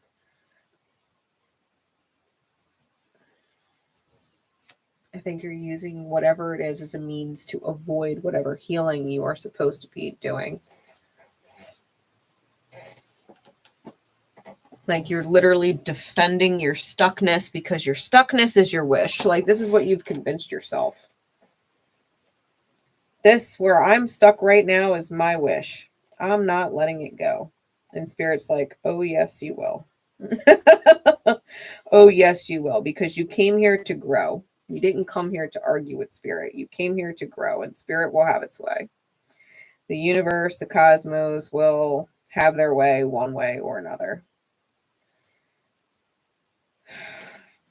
I don't think any human has actually won the battle against the divine. For real. I think the biggest challenge for you, Leo, this month is going to be seeing the wish fulfillment and moving forward. I think the biggest challenge for you is going to be seeing the justice of sovereignty. The justice of defending your authenticity in its highest vibration. That's going to be the challenge. Moving forward, knowing that it is actually your highest good and you're going to get your wish fulfillment if you actually do move forward.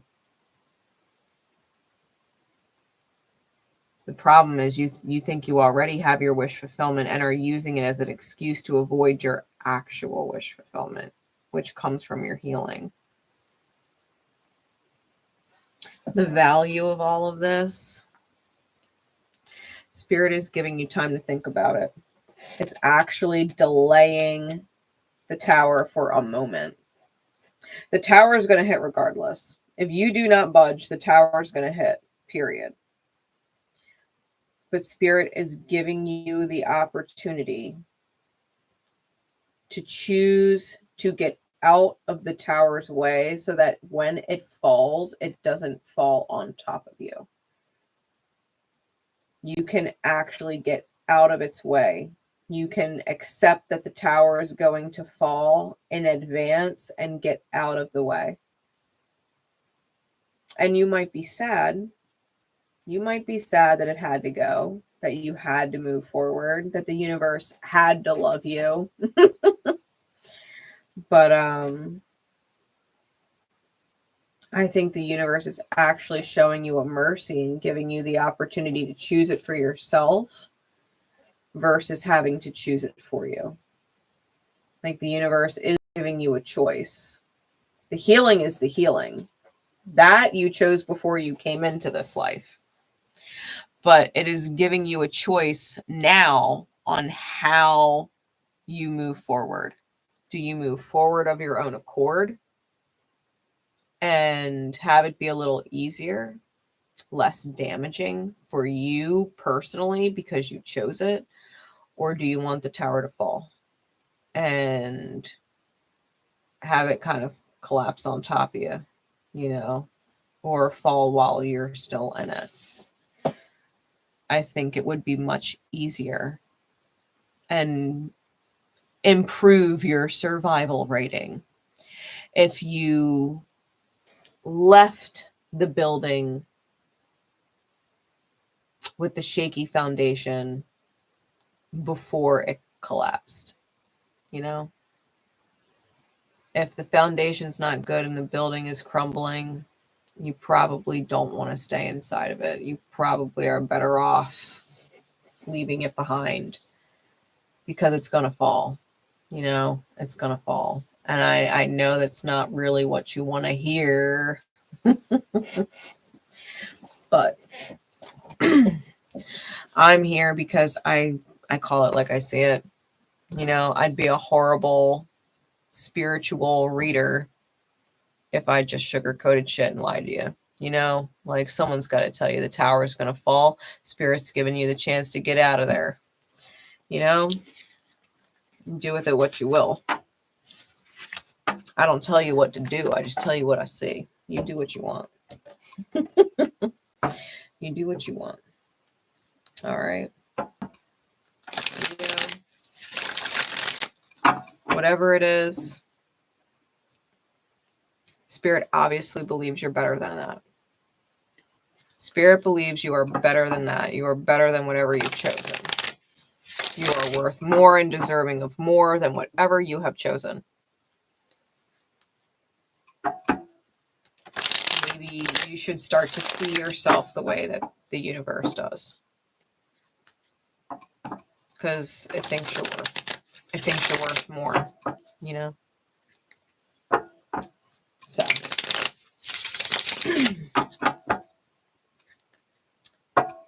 Sag and then Pisces. We're going to do it that way. We're going to do Sag and then Pisces. They're our last two signs. Unless any Pisces is in the house and wants to argue with me, we're going to do Sag. All right. So. Timestamp for Sag.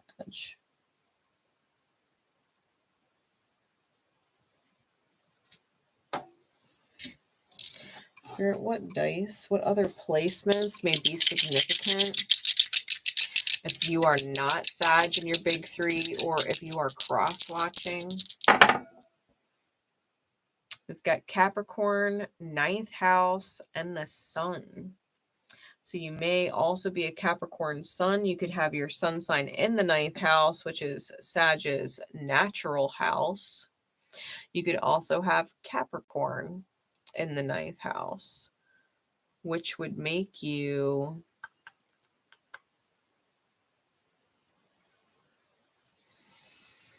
Taurus rising, that may be significant for you. All right. If you are a Capricorn in the 9th house, you are Taurus rising.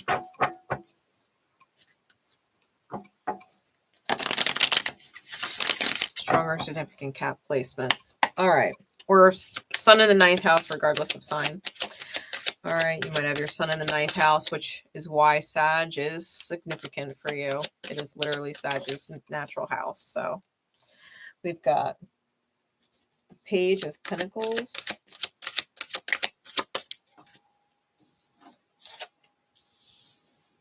the 8 of Pentacles, and the Tower. All right, what else? Ace of Cups,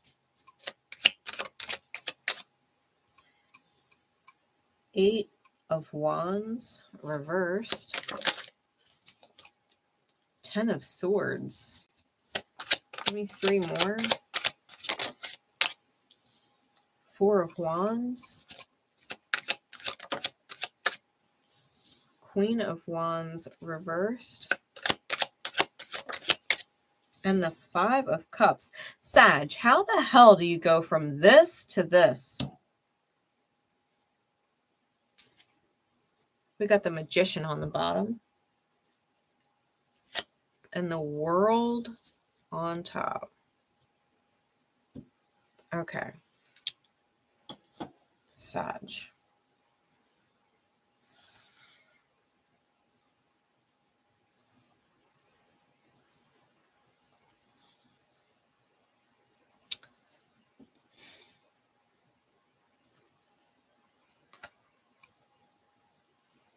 Okay, so Spirit is giving you a heads up because I don't know if this is definitive or not.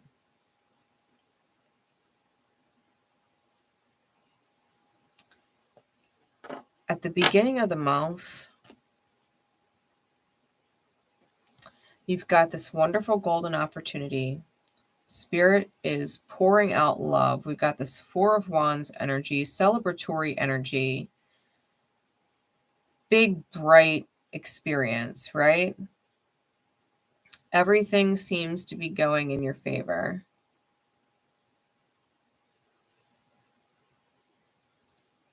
And you're working on something, but you're not necessarily listening to the pings or paying attention to the red flags. And something you don't want shows up.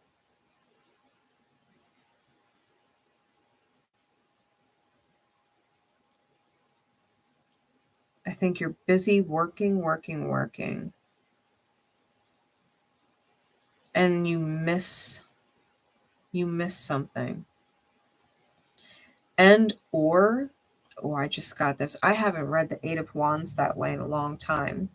The 8 of Wands is sometimes considered like a 𝐤𝐞𝐫𝐽 card. And it's in reverse. You may have someone who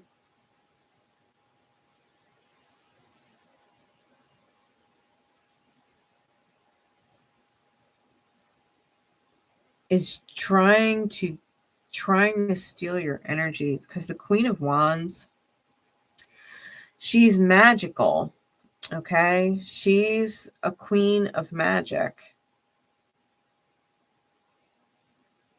But in the reverse, it's like black magic, you know, dark magic.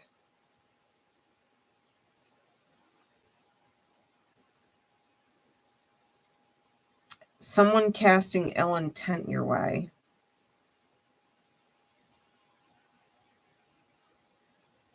Trying to create this energy. Because you're doing so well, right? It didn't make sense to me when I saw it. That's why I said it doesn't make sense. How do you go from this to this? You are in this energy. Everything is working out for you. Golden opportunities love pouring from the universe, reasons to celebrate, spiritual stability within the self, right? You're in this inner union energy. What the fuck is this? I'm pulling out my Catch the Snake deck. We're going there. We're going there. What the fuck is that?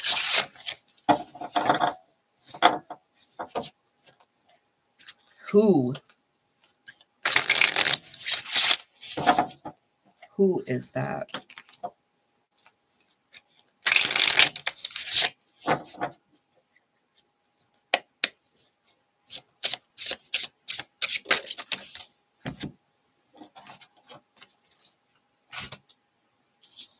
The Magician.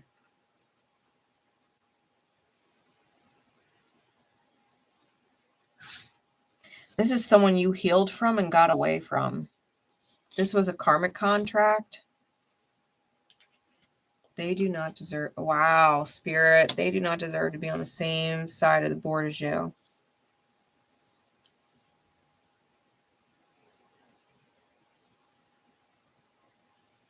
You might be dealing with a Gemini or someone who has strong or significant Gemini in their chart.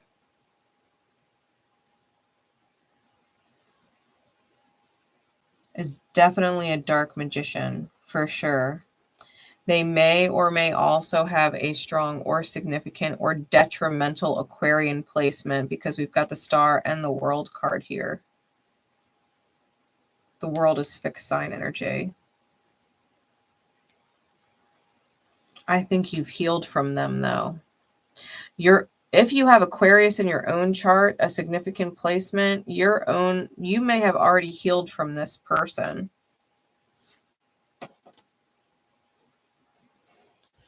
Four of Cups on the bottom, 10 of Wands on top. They missed an opportunity with you or botched an opportunity with you, and they ended up Schitt's Creek.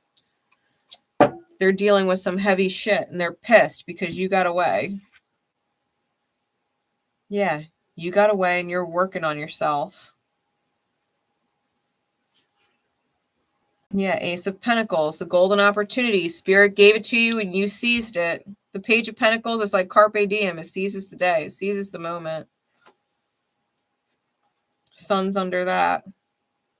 You left some dark magician in the fucking dust. I'm going to tell you right now, this energy isn't even fucking real. That's them playing fucking games.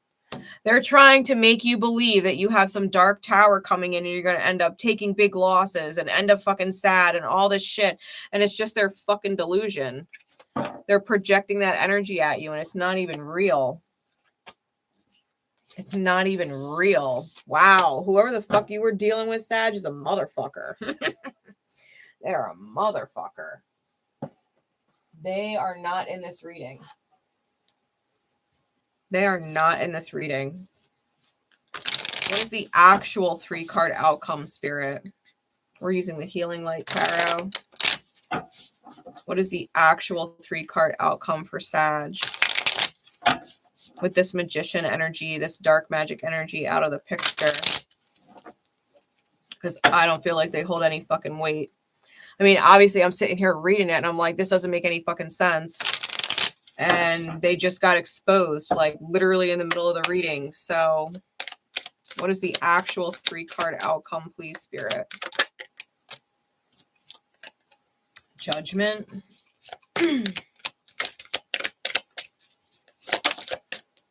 10 of Pentacles. Yeah, not 10 of Swords. 10 of Pentacles. And the 6 of Swords. You moved on from this. Wow. Star on the bottom. 7 of Wands on top. You fucking win. This is defending the self and your fucking healing. Whoever you are invading Sag's fucking reading, I hold space and prayer for you. You fucking need it. You got better shit to do with your life than throwing some shade at fucking Sag. For real. Grow up. Grow up. Find something better to do with your life. Find something better to do with your life. Sag, the challenge for you this month. honestly, is just continuing to make that judgment call inside your peace, inside your happiness, and continuing to move forward. That would be the X or the challenge of your reading. To continue to move forward, seizing opportunities and making that judgment call to be fucking happy. The value of all of this, the value of it all. You got rid of a dark magician. I think you're getting the Ace of Cups. I think you're receiving all kinds of love from the universe. I think you're putting in the work. I think you're going to end up with either a new home or a better job or some kind of stable environment with the Ten of Pentacles. I think all of the work that you've put in is going to pay off. And I think whoever that other energy is going to have to fucking read it and weep. Read it and weep, bitch. Sag, you had someone playing with your energy. You had someone playing with your energy. And they can't even fucking hide. They can't even hide. It's fucking bogus energy. It's fucking crazy energy. They need to get a life. They need to go fix their life instead of trying to fuck yours up. They need to go fix their fucking life. Throwing shade at Sag. Really, go fix your life. You've got better things to do than worry about Sag. And the wins that Sag is getting, like, go fix your life. For real.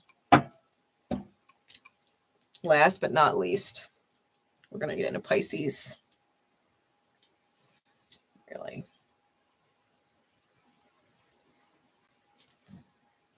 Timestamp for Pisces is in.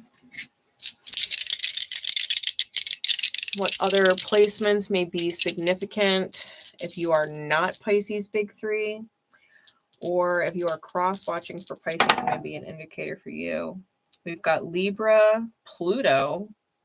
You may be a Pluto in Libra. You may be a 9th house Libra, which I believe would make you an Aqua rising. I gotta count. Hold on. Libra, Scorpio, Sag. Yeah, Aqua rising. You may have Pluto in the 9th house. You may have Pisces ruling your 9th house, which would make you a Cancer rising. You'd be a Cancer rising. All right. What is going on with Pisces? Piscean energy, the house that Pisces rules for you. What is going on? Spirit, please, for September. For Pisces, Pisces energy, Pisces placement. And the house that Pisces rules for you. What is going on for September for Pisces? We've got the 3 of Cups.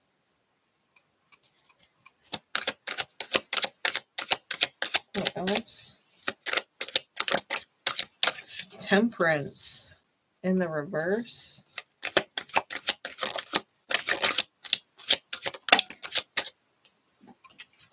Five of Swords reversed. 7 of Cups reversed. Tower reversed.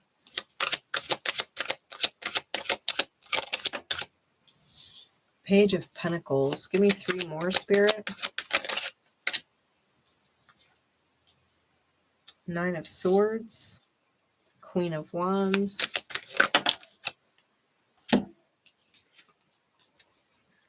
Ace of Cups and the 8 of Coin.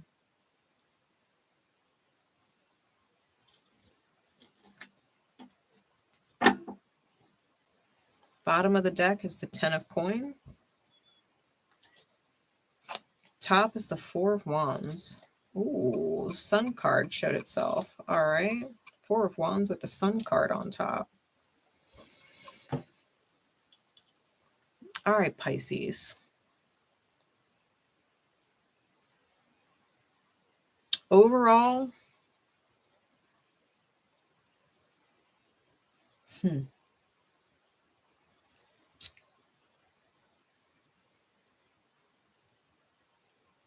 I think you're feeling I think you're feeling in your power.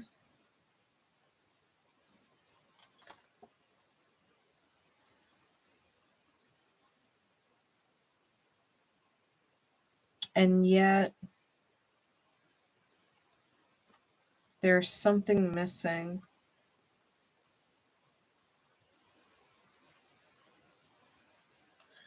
Something or someone at a distance from you.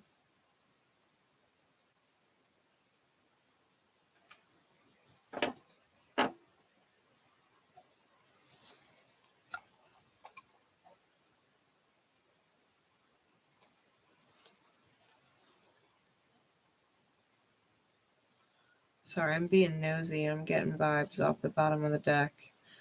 I feel like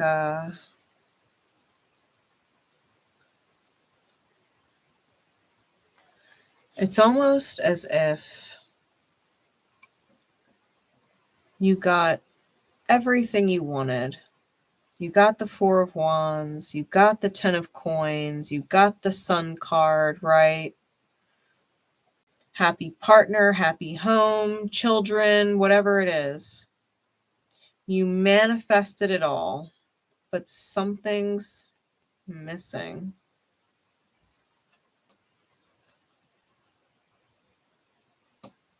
To be fair, it could be a person.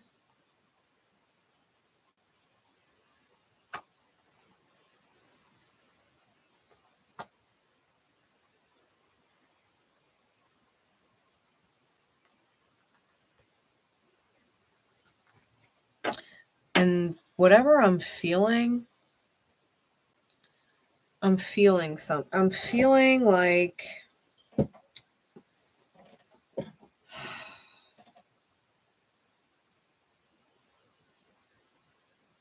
someone, whoever it is that's at a distance from you, whether it's literal, like physical distance, or energetic distance, if not both. It definitely feels like there's a wall up between you and them.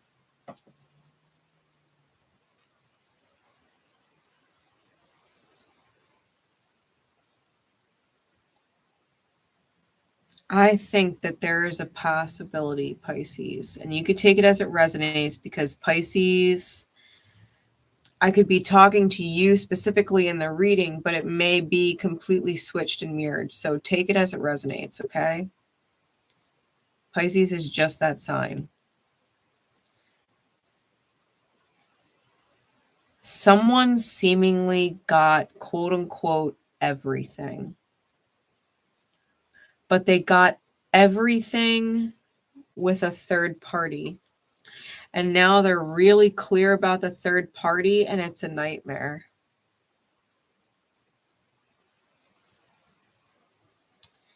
They're really clear about that in September.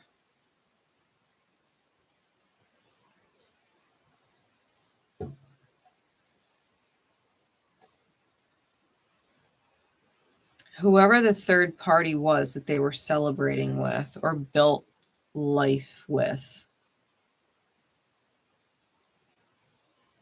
it's a nightmare. They may also be having dreams about you. Like they can't escape you. Or you them, right? It could be vice versa. But someone is having dreams, like they built this whole life without the other person in it, and they can't not dream of the other person. And it's unsettling for them because there's something that was left unhealed, right? Temperance in reverse. There was something that was left unalchemized. The lead wasn't turned to gold. They didn't take the experience that was ugly from themselves or in general and see the gratitude in it, right? They didn't find the value in it. They didn't find the takeaway from it all, what was to be gained. They avoided something.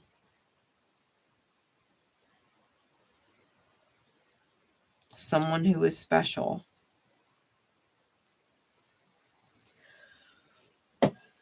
Queen of Wands in the upright. The magic of the Queen of Wands when she's in her light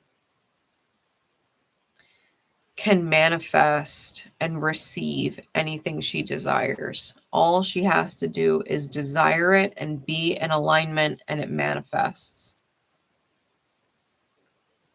That's her magic. All she has to do is desire it, and it will manifest.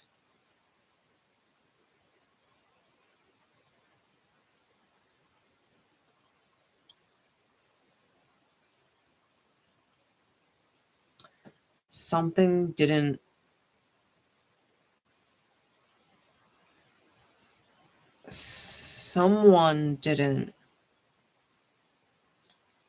take the time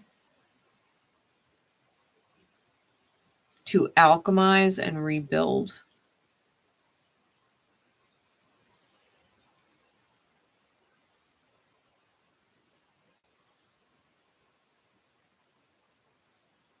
Because the Five of Swords in the reverse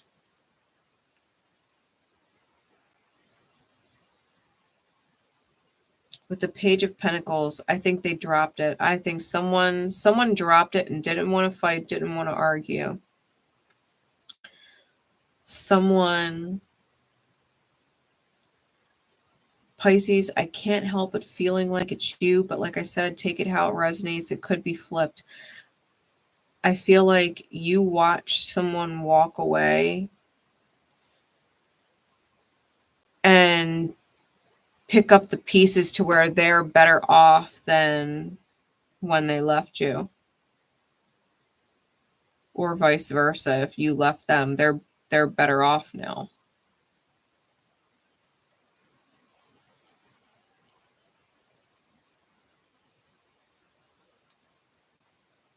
Whoever sees the opportunity and put in the work is receiving the Ace of Cups. They don't actually feel like anything is missing. But I feel like you do. Someone manifested, quote unquote, everything, but something was missing, and it's the other person that I'm talking about.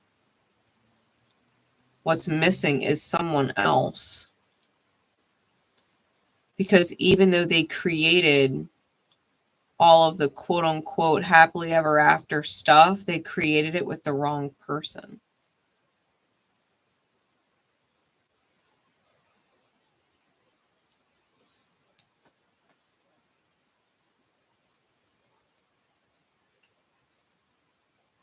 And I think they're manifesting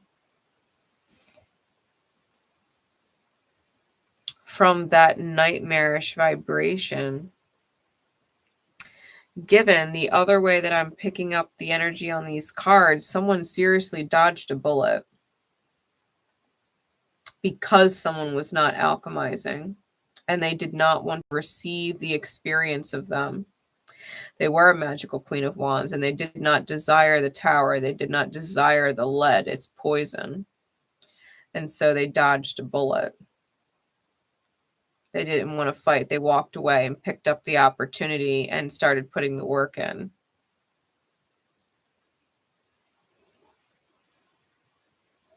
For some of you Pisces, you may realize that you were in a third-party contract, and when you got clear on it and left it, even if it was difficult, you were able to manifest everything because you walked away.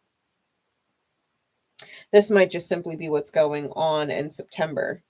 If this hasn't, because it feels like a lot of this has transpired or has at least been transpiring. But I think someone is really clear on the fact that leaving a third party was the best choice they ever made. And that maybe they did dodge a bullet because whoever they were dealing with was like poison, energetic poison. And they have been blessed since they left.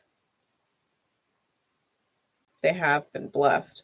For someone else, they feel like something's missing, and it is the other person who kind of got out, I'm going to say relatively unscathed. There might still be dreams that take place. I mean, Pisces, you do rule dream state. So it's not surprising to me that you show up in other people's dreams. Or vice versa, that you have other people trying to get at you through your dream state. Especially if they can't get at you literally and call you literally or message you literally. If they're blocked on everything or something.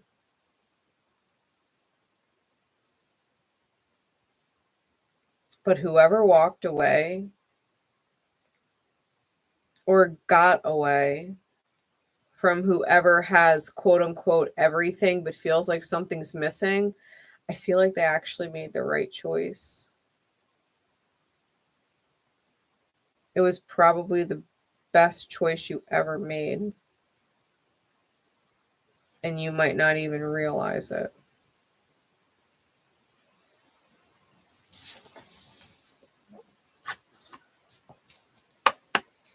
Give me a clarifier on that.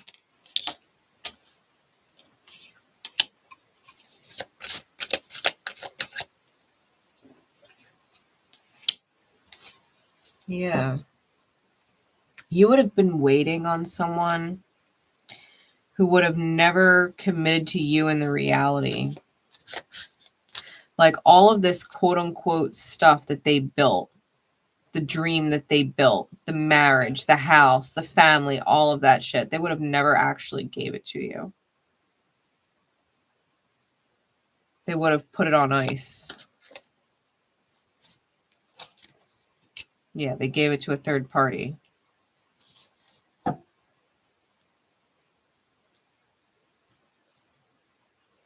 And they're missing something. That Seven of Pentacles, it's missing something. Whatever they manifested, it's missing something. It's missing you.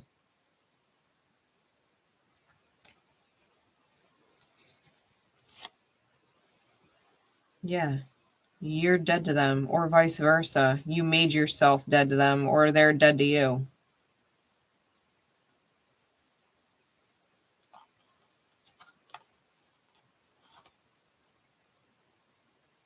They did not act on it. And so you chose action.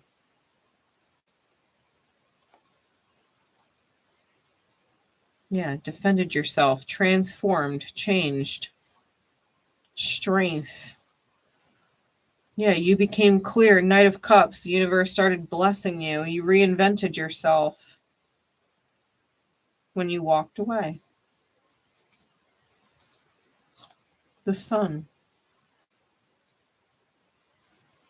They might have everything on the surface, but they have nothing underneath. Even if you're still working on manifesting everything on the surface, you are whole underneath. This person, they've got the waves on top of the oceans, but you got its entire depth. You don't actually feel like anything is missing from your life. But they're left with a hole that only you can fill. And or, you know, when they start healing the dynamic shift that they have with themselves in regards to you, and they start reflecting, right? And they start to fill that hole themselves.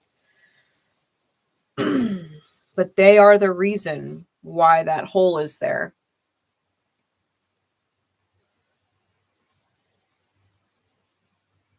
And they hate it. The challenge with this energy, with the X and the reading,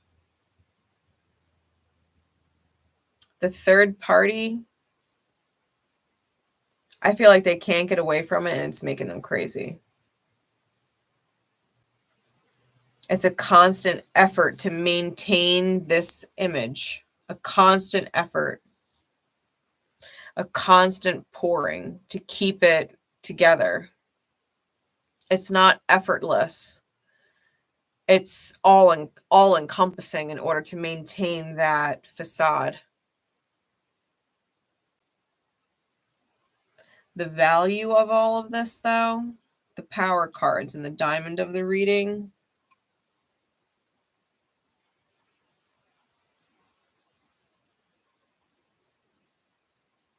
I think someone acknowledges or knows that they are poison. They are clear on what they want.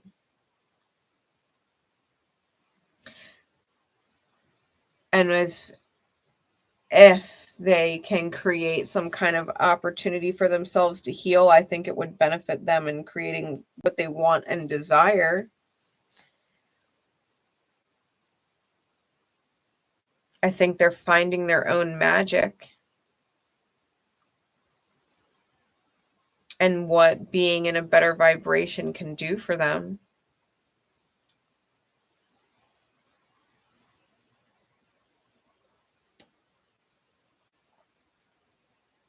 They have an opportunity to find the missing piece within themselves.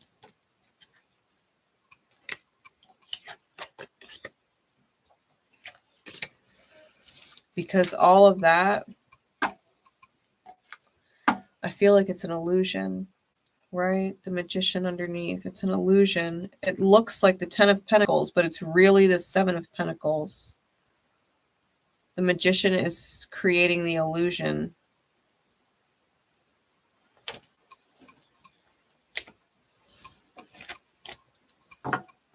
Really.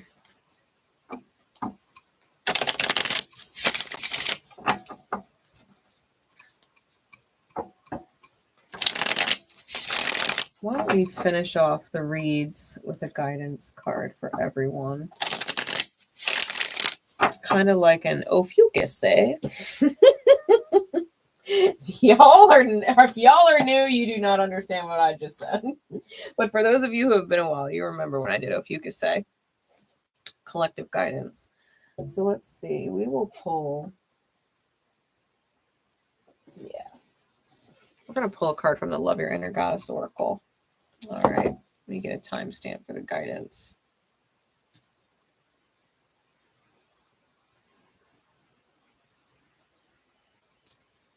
For those of you who stuck around or found me at the end in divine time. What is the guidance card, please, Spirit?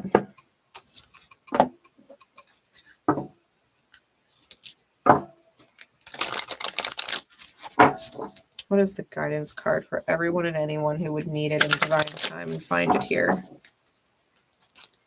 What is in their highest good to receive?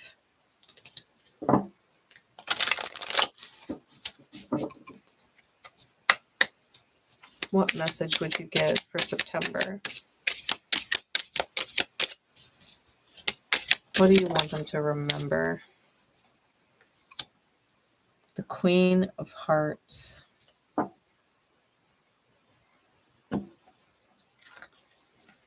Says, love is my religion.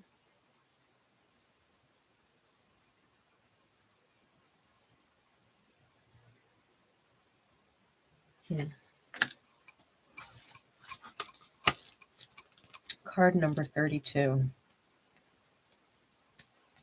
Ascending into balance requires great change. 3, 2 to the 5.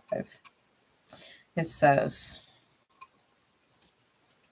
in a reading, your heart has been chosen by the divine to be a temple for spiritual light, an inner place where grace and healing can dwell. This is very special. A temple is kept clean and pure, scented with sacred perfumes of incense, and made beautiful with our feelings of reverence and love for the spirit, kept uncluttered and spacious so that as much spiritual presence as possible can enter.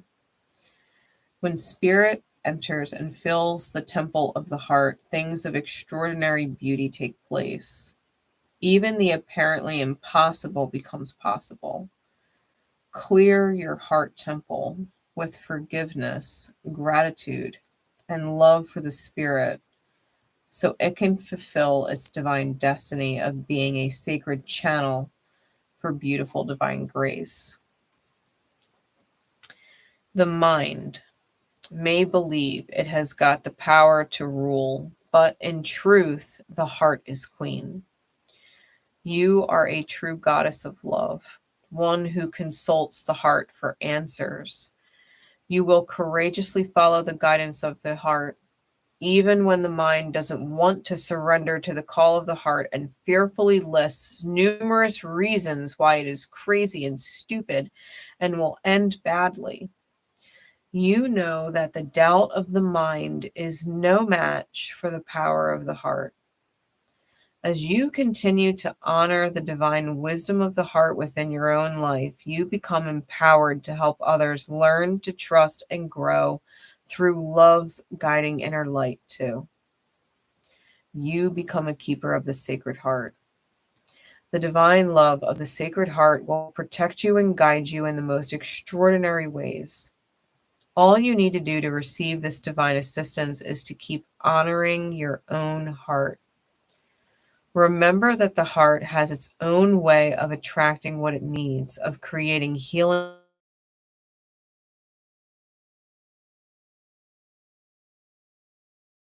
everyone else. They just need to make sense to your heart. You are already a divine queen, a heart aflame with passionate purpose. Stay true to your heart wisdom, and you will change the world.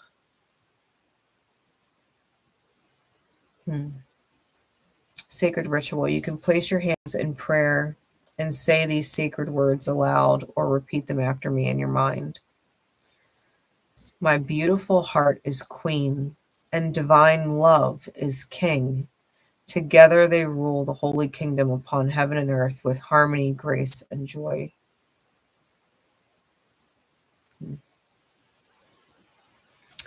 Remember to trust your heart. Remember to trust the way it feels. If it doesn't feel right, it doesn't feel right. If it doesn't make sense, it doesn't make sense. If it hurts, it hurts. If it feels amazing, it feels amazing. Trust. If your heart wants to feel all of these beautiful things, then you can choose to align yourself with things that create those beautiful feelings. Or you can let it go. You can give it space. You can give it time. You can do whatever it is you want to do that brings those beautiful feelings into your experience, no matter what it is. Always listen to your heart. The heart truly does rule if you listen to it. Nobody ever says, I wish I didn't listen to my gut. It's quite the opposite, is it not? The gut feeling, that's your heart space, the feminine yin within the self. The beautiful part about our yin aspect, that facet of who we are, the divine feminine within the self. We know. There is no guessing. We know. The mind guesses, the mind reasons, the mind excuses. The mind overthinks and overanalyzes. But if you just listen to your initial gut feeling or tune into how you feel in regards to something or someone, you're not wrong. The mind can project what it wants. But the gut, that heart space, it wasn't wrong. It wasn't wrong. You go back to the first day when you met people, and you have that gut feeling. You weren't wrong. You felt it for a reason. And you probably got other gut feelings along the way. And you would learn a lot and experience a lot if you listen to your gut. You listen to your heart space. Listen to your feelings. instead of, you know, negating them or burying them or swallowing them down and pretending like they're not there. Your heart, the truth in there, that will set you free if you listen into the greatest fucking joy there is.